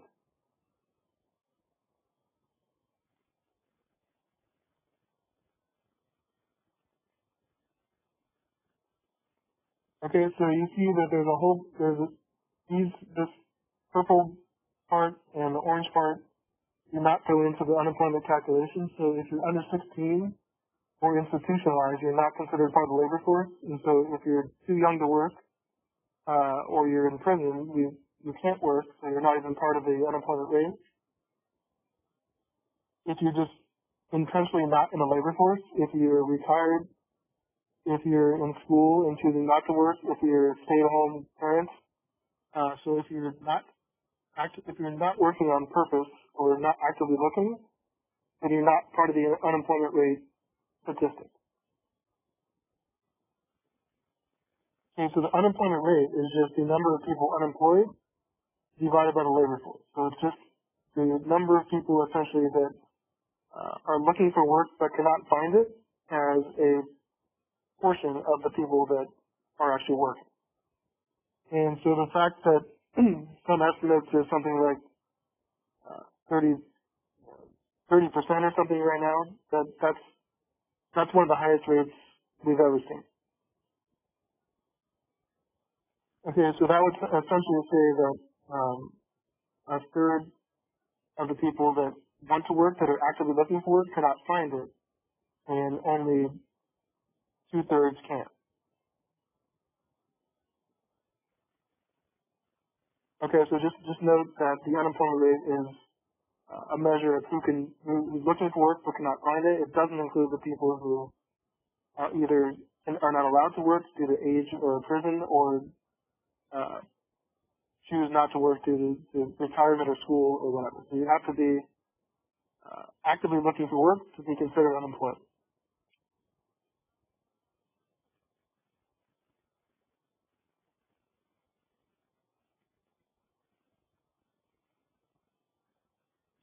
Okay, so there's three main types of unemployment, and those are here. So the first is frictional.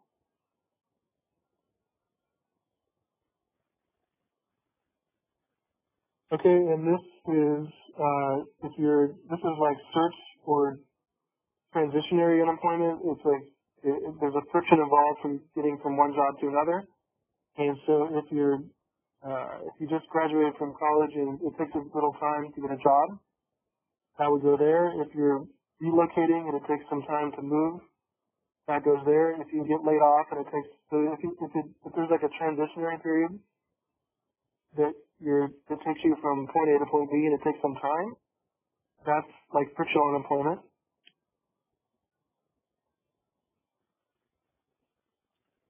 Okay, structural unemployment is when the structure of the jobs available change, or the types of jobs change. So over time we've had more text-based or computer-based jobs that became available, whereas like 70 years ago those were all manufacturing and agricultural. So when just the type of jobs change, that goes into structural. The structure of the job market is changing.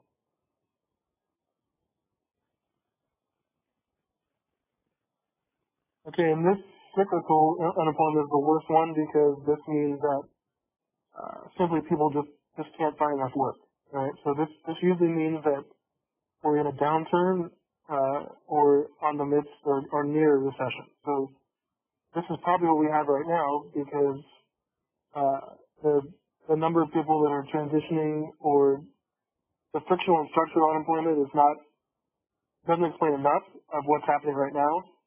So we just have a lot of people who are unable to find work, probably due to the downward part of the cycle.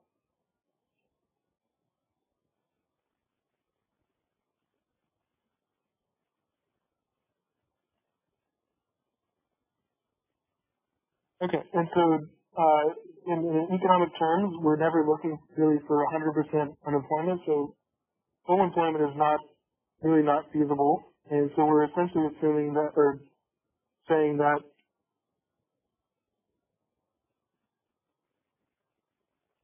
these two types are okay, and those are natural states of the economy, natural occurrences.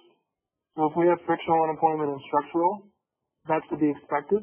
But if we start having cyclical, that means that something is wrong.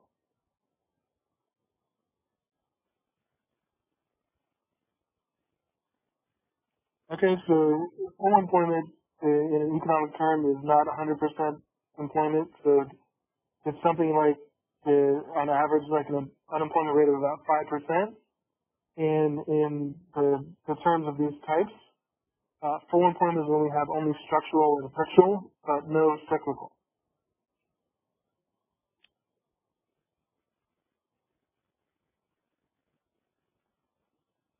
Okay, so just these two types, full employment, any cyclical, were below full employment.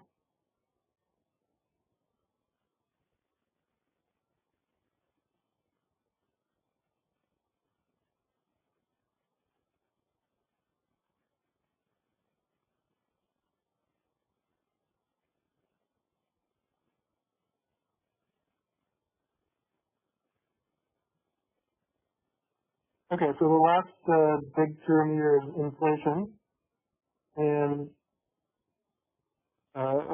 everybody good so far on the chapter 11, business cycle unemployment.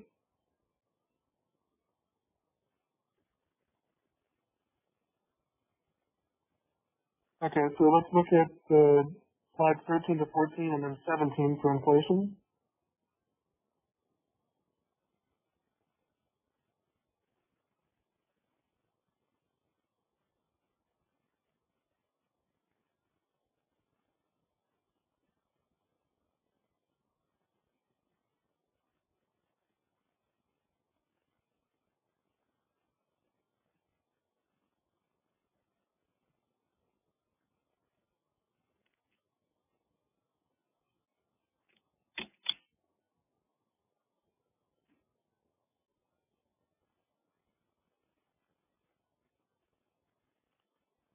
Okay, so inflation, like we discussed a little bit before, is just a general rise in the price level. And so inflation reduces your purchasing power because if prices go up, then the money you have buys less of it. Right? So in a purchasing power terms, inflation is bad unless your income increases. And so normally what we do is we find an index. The most popular one is the consumer price index, which is the value or the index of a bunch of goods and services that go in a bundle that kind of calculates the average prices in the economy. And when that index increases, that is inflation. So when the general price of this bundle increases, that is inflation.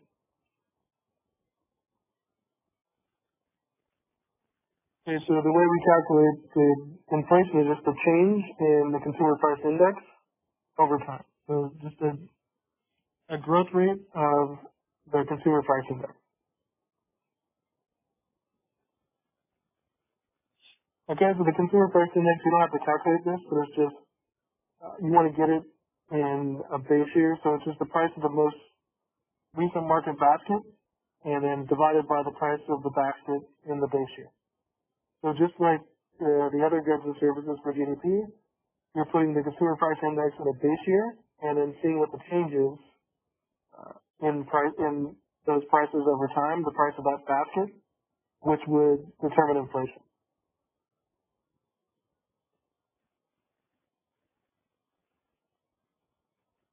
Okay, so deflation would be a general decrease or a general decline in the price level. This doesn't happen often, but it has happened.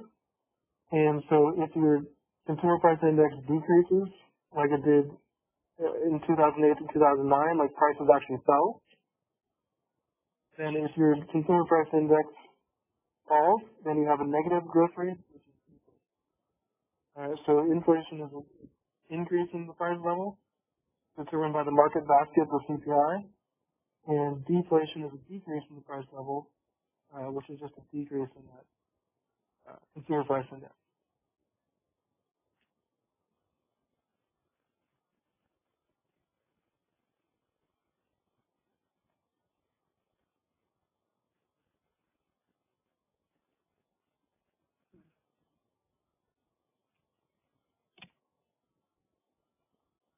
Okay, and so we have two main types of inflation, you would say. And so the first is demand pull inflation.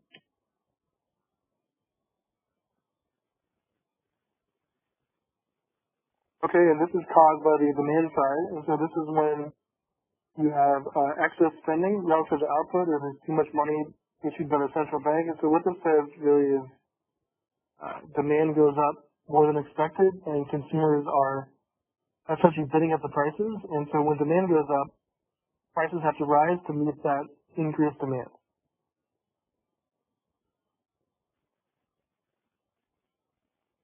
And cost push is due to a rise in per unit input costs.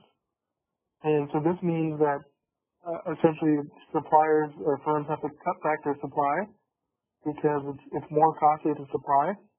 And so that both those things push up the price. So the first thing, demand pull inflation, that's like an increase in the demand curve for the whole economy.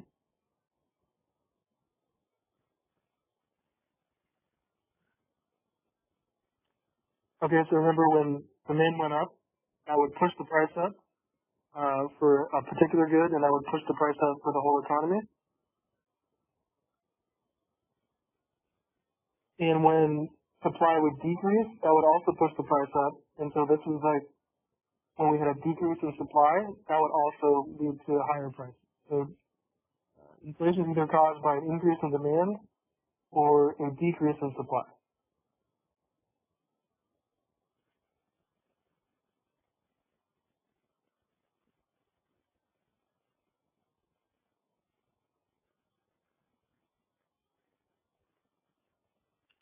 Okay, so the demand pull is like top ramen going up to 30 cents. Right? Yeah, how much is top ramen right now?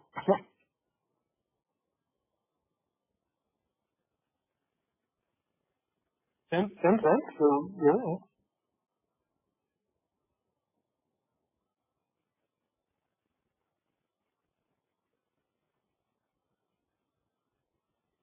Oh, so top ramen went from 10 cents to 30 cents? Jesus. Yeah. So yeah. Well, so I'm not. So that would. So there's two things going on right now. So number one is there's a limit on supply, and so it's possible that there's just less supply, and if that's the case, that's a supply issue. Now, if there was just, if I don't think that everybody wants top ramen that much, but I don't think there's an excess demand for top ramen. Like I don't think demand has actually increased. I just think there's a supply issue, and we're worried about supply. So it's kind of a combination of both of these.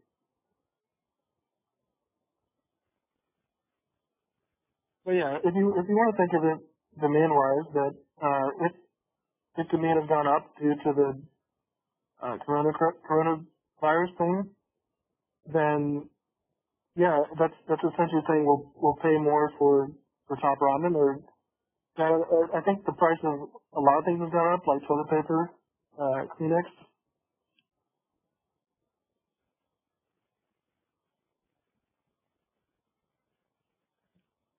So yeah, I would say that there's increased demand for those goods, which means the prices are being raised. But there's also a supply issue that is also leading to this.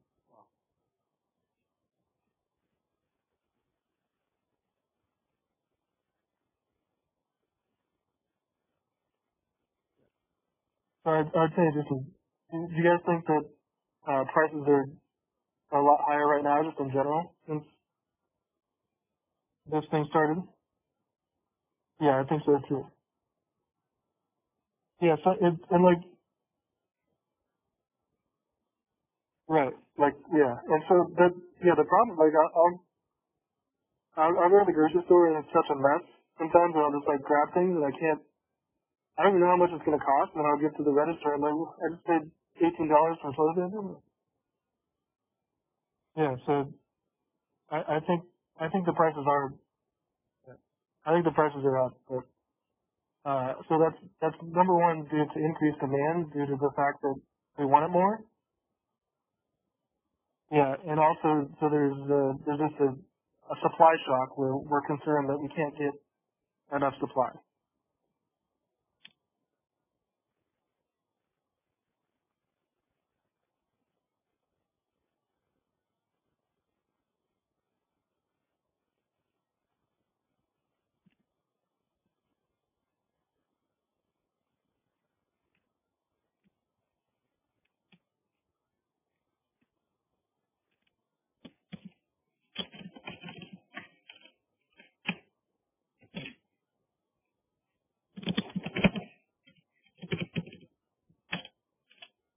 Okay, so I'm writing something here.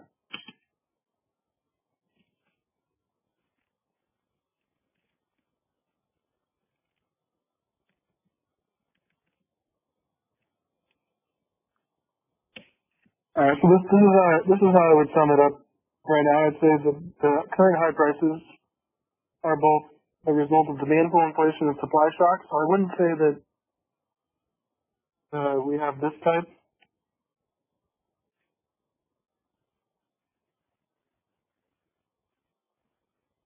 So it's not like the ramen itself is getting more costly.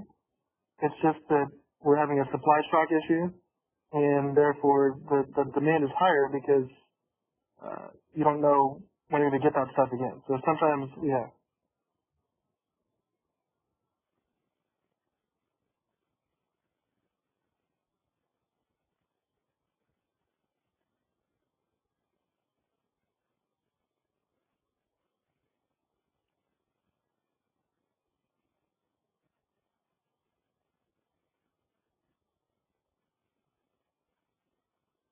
Okay, so those are the business cycles, unemployment, inflation.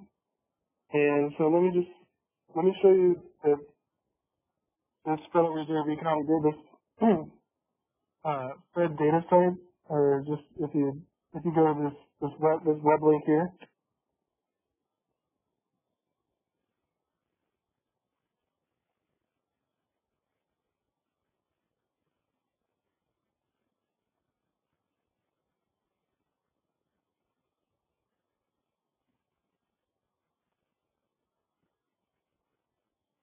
Okay, so this is the main free data source for U.S. economic data.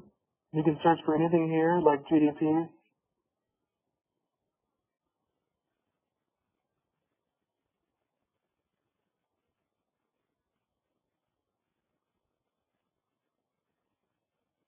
Okay, so this shows GDP in the U.S. over time from 1947 to 2019. So it's up to the end of the last quarter. And so you can, and then the gray areas are official recession. So you normally see, especially during the last recession, that GDP fell significantly during that 2007-2009 recession. Okay, but in general, you can see that we have kind of a steady growth rate over time. And so this whole line would be like the growth trend, and then if economic activity is above or below it, that's the business cycle. Okay, and this is all in 2012 dollars, so 2012 would be the base year. And so this is in billions of dollars. So last quarter,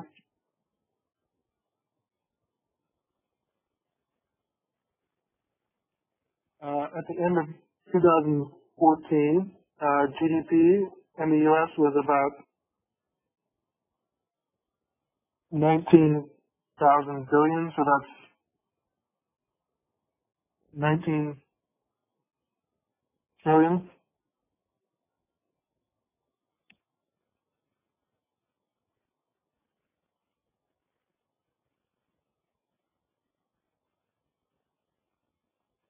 19 million. Yeah. 19 trillion, yeah.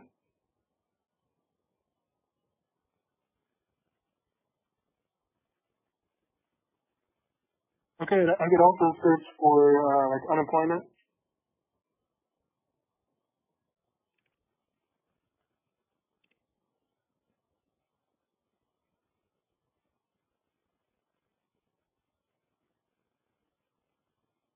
Okay, this is the monthly unemployment rate in percent from 1948 to 2020, and you can see that during the recessions, the gray areas, unemployment goes way up, and we haven't recorded the last. This only gives to March 1st, so we're probably going to see a higher unemployment rate after the last month is recorded. But as of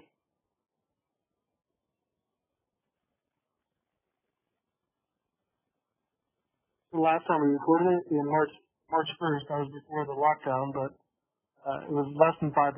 It's going to be higher, obviously, in the next month.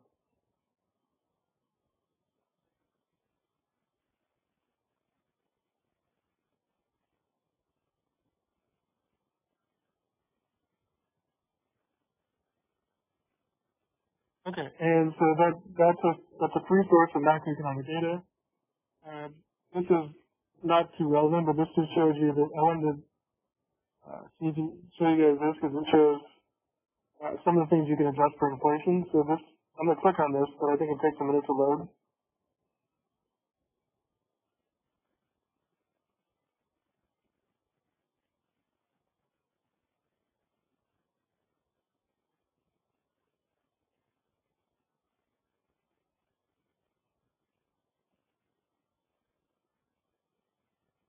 Okay, so this is not of highest importance, but you guys know what I didn't know until I looked at this thing.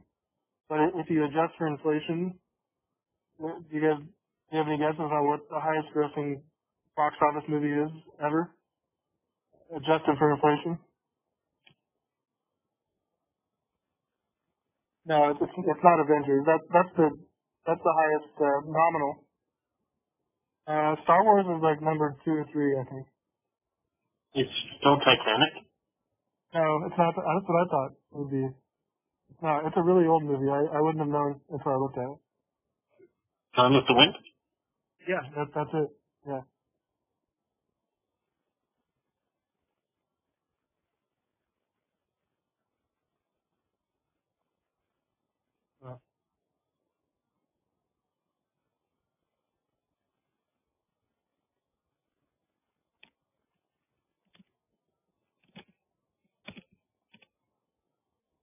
Okay, so you can look at that if you want. It's interesting because it puts it in some base here, but yeah, it's in adjusted for inflation in real terms.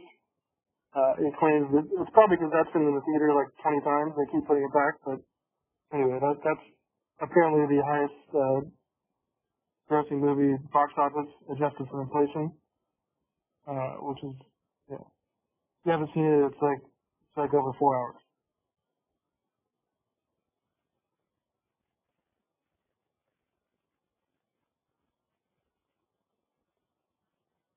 Okay, so there's some other optional videos here. GDP, business cycles, and fiscal policy. Uh,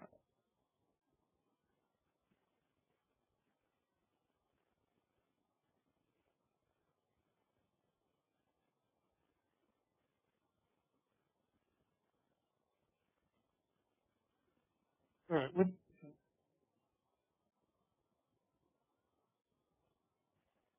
Okay, so let me go through these examples pretty quick. They're pretty simple. So the first one is just what are the 2 primary phases of the business cycle, and what tends to happen to real GDP, unemployment, and inflation during these phases. So you know that the 2 major phases are recession and expansion.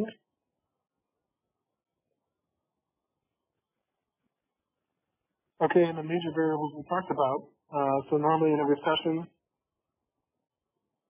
GDP falls, unemployment goes up, and then usually prices don't change or don't fall unless it's a really extreme recession. So usually GDP goes down, unemployment goes up during a recession, but prices are not affected. And the opposite is true for expansion, where when there's a boom of expansion, GDP goes up, unemployment goes down, and prices go up.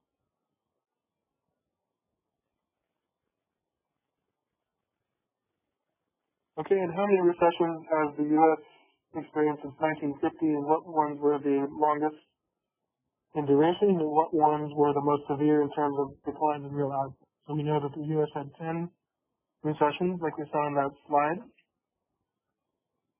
The longest in terms of months occurring was the most recent one, the 2007-2009 financial.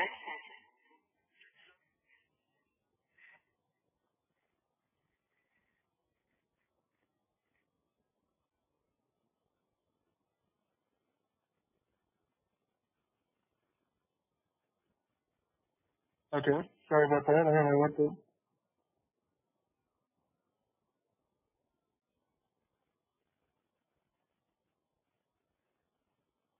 Okay, so the longest one since 1950 was the 2007-2009 Great Recession and financial crisis. And also the one in terms of lost output or declines in real output was the same one, 2007-2009. So that most recent one was the longest and the worst in terms of output loss. And number three, this is just one of the three types of unemployment, and unemployment seen by some as undesirable. Are all three types of unemployment undesirable? So the three types we learned about were frictional, structural, and cyclical. And remember that frictional and structural were considered like natural states of the economy, but cyclical was definitely undesirable. So only cyclical is undesirable because it indicates that we are moving towards or in a recession, which is probably what, so the crazy unemployment now is, you can definitely call that cyclical.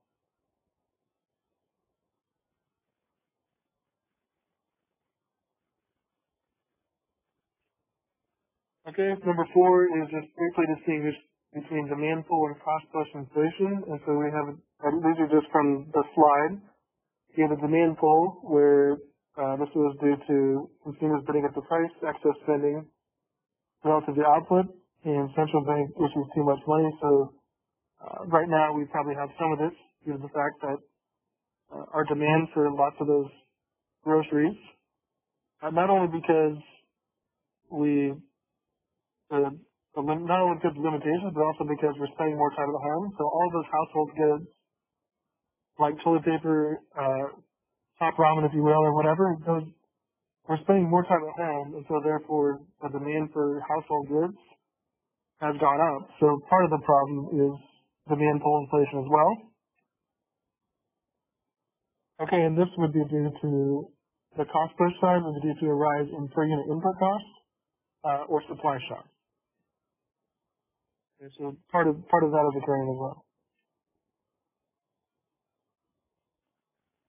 Okay, number five, let's suppose that the country's annual growth rates were these numbers in percent. So these are the annual growth rates over a 10-year sequence.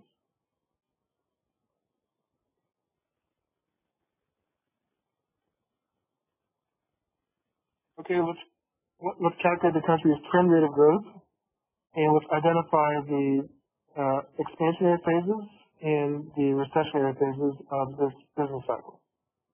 Okay, so the trend, these are all percent growth rates.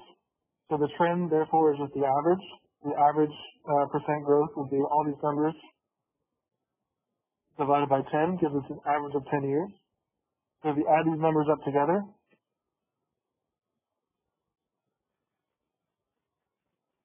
like I did there, and then divide by 10, just get the 10-year average, you get 2.7. So the trend was a growth rate of 2.7%. An expansion would be the years in which the economy has any positive growth, which are years 1 through 3. Recession would be when the country has negative growth rates, years 4 through 5. And then the other expansion is years 6 through 10. So the trend is 2.7, and we have a expansion that goes up above the trend, and then goes down below the trend, and then goes up above the trend. So this is the business cycle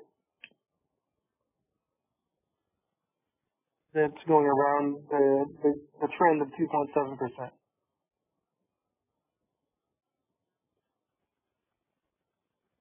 Okay, so last one is just calculating inflation, which is just a simple percent change. So if the CPI was 110 last year and is 121 this year, what is this year's rate of inflation?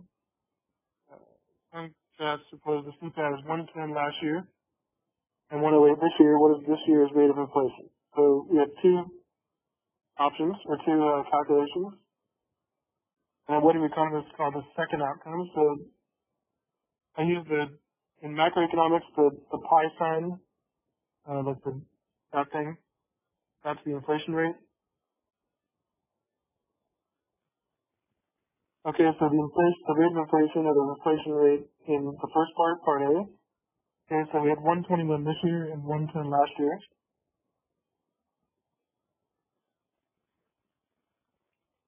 Okay, so the inflation grew, the CPI grew from 110 to 121, so the percent change over the original would be 121, the new value minus 110 over the original of 110. That gives us 0.1, which is 10% inflation growth. And the second part of the question,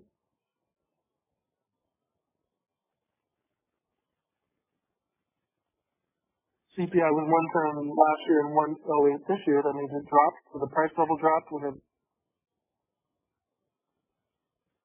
inflation for part B. Inflation rate is the new value, which is lower. 108 minus the original 110 over the original 110 gives us negative 0.0018, which is about negative 1.8%. And this, if we have a negative rate of inflation, you would call that deflation.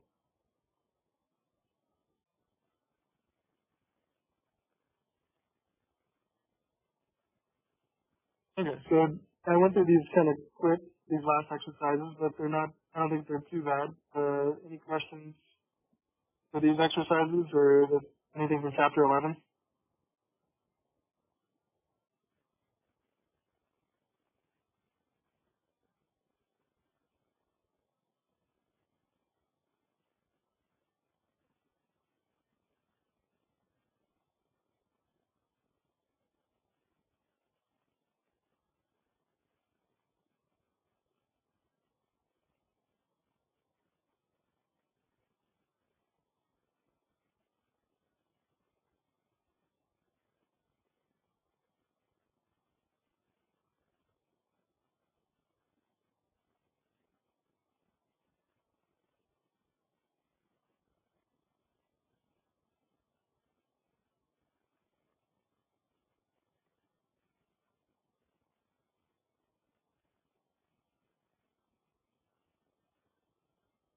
Okay, so let me show you guys the homework for chapters 11 through 12.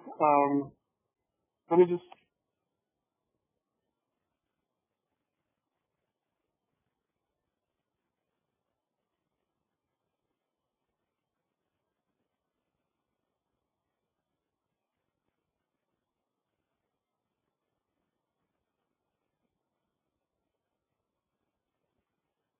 okay, so we just finished midterm 2, like you guys know. And so we just did chapters 10 and 11, which I don't think were too complicated. We went through pretty quickly, but I think we have a good understanding of these intros to macroeconomics and those big variables. And so I have a homework assignment for chapters 10 and 11, and then next week we're going to do chapters. So I kind of put 2 chapters in each of this week and next week, because I don't think either of them are that long, and I wanted to get through the material, and then we have plenty of time to do the monetary policy stuff and the money in banking. So we're on pace to get through all of this. I don't really care for the homework. I just want you guys to be caught up at some point. So what I'm saying is, I think we went through this kind of quickly. I'm going to show you guys the homework, and if you want an extra week to do it, you can have it, because we just finished the midterm, and I think we went through a bunch of new material, and I don't know what else is going on in your classes. And then like I said, we're going to have another homework assignment next week for the next two chapters. Okay, so chapters 10 and 11 will be in the assignment I'm going to show you right now. And chapters 13 and 12 and 13 will be issued next week. And like I said, I think we just finished the midterm and we might have gone through this a little quickly. So you guys, if you want, you can take another week to do the homework, but then you'll just have two at once. So,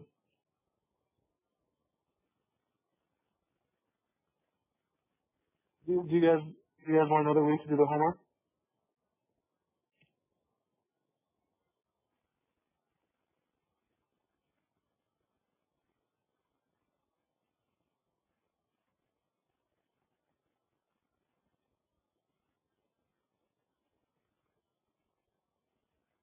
Okay, well, let's look at the homework assignment for chapters 10 through 11.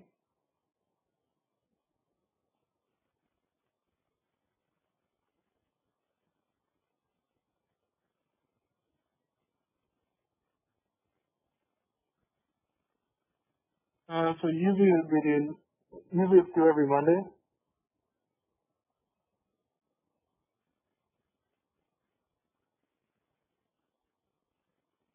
Sorry, I gave you I extended that one to Wednesday because, you guys were having trouble in chapter 16.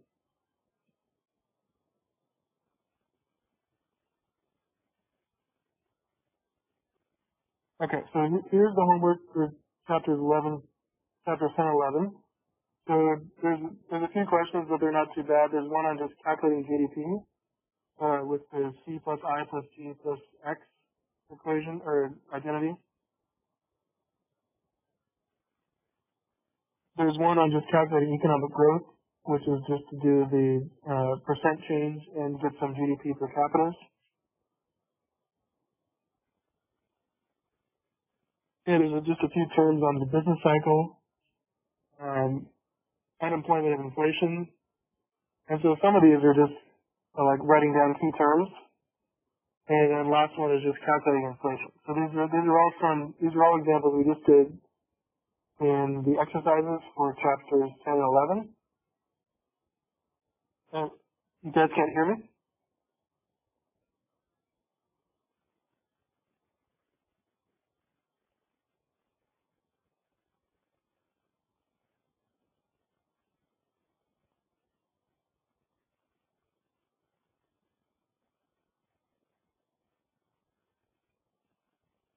Okay, so I think the audio is still good. Can you guys hear me?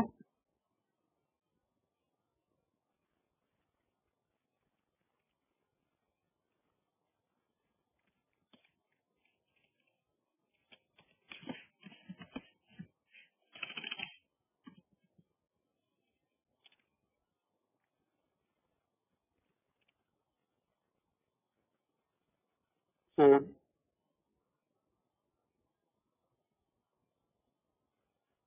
no? Oh,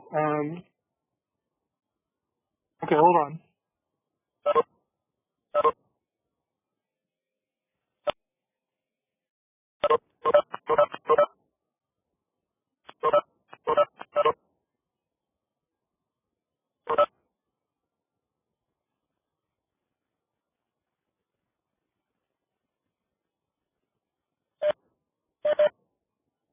Okay, how about now? Yes. Okay, well, I'm sorry. Where did I leave off? We actually didn't hear anything that you were going over. Okay, but you guys heard when I said you could have an extra week for the homework?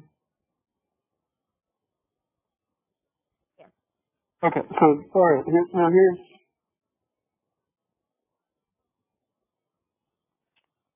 okay, so in the study guides upload, I'm just looking at the homework for chapter 11 document, and I was just explaining the questions. Okay, so there's one on GDP that when you have to calculate GDP, you use that equation with C plus I plus G plus X Number 2 is just getting some economic growth, percent change, and GDP per capita. And business cycle, just some key facts on that. Unemployment, types of unemployment, and inflation, we're just identifying those 2 main types. And then number 6 is just calculating inflation based on the CPI using the percent change form. So these are all ones we did something very similar to in the exercises for chapters 10 and 11. And so there's 6 of them, but they're all pretty short, and some are just kind of like putting in key definitions or terms. And so I think you guys should find this a lot easier than chapter 16. And yeah, okay. So like I said, we just finished the midterm, and I think we went through the chapters 10, 11 semi-quick, but I think we have a good understanding of that. And if you want to, it's up to you because all of the homework, we're going to get through all the chapters eventually. But if you want to take an extra week to do this homework, you're welcome to do that and turn in the next 2 homeworks on May 4th. If you have a normal amount of time and you're not, backed up, then I recommend just doing it at the same time. And so normally the homeworks go on Mondays, but I think we went through this a little quick, and we just started a new area after the midterm. So if you need the extra time, you can turn in this homework May 4th along with the next homework. But if you're on schedule and you don't have extra things to do, I'd recommend just doing it next month. So the next 2 homeworks won't be officially due to May 4th if you need extra time.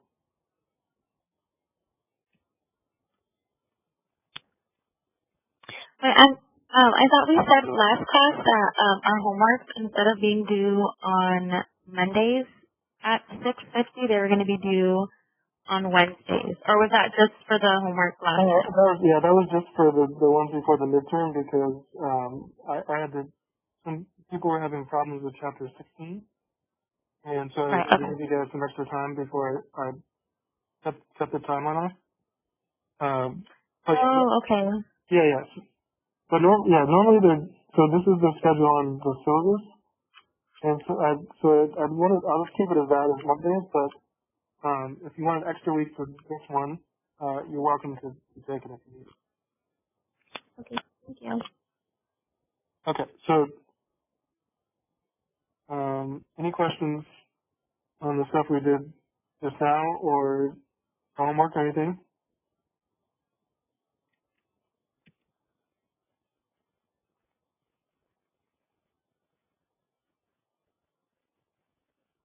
Okay, so you guys have the homework for chapter 10 and 11, and let me know if there's any problems with that. I think it shouldn't be too hard. And then next week, we're going to do chapters 12 and 13. So we have a couple weeks of double chapters, but I think they're both pretty short.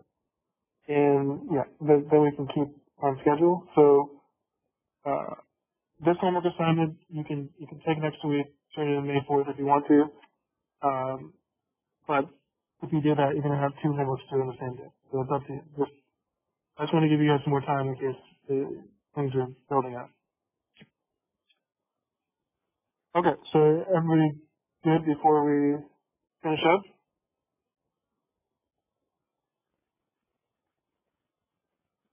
Okay, and if you cannot open some of the documents, let me know and I'll try to repost them.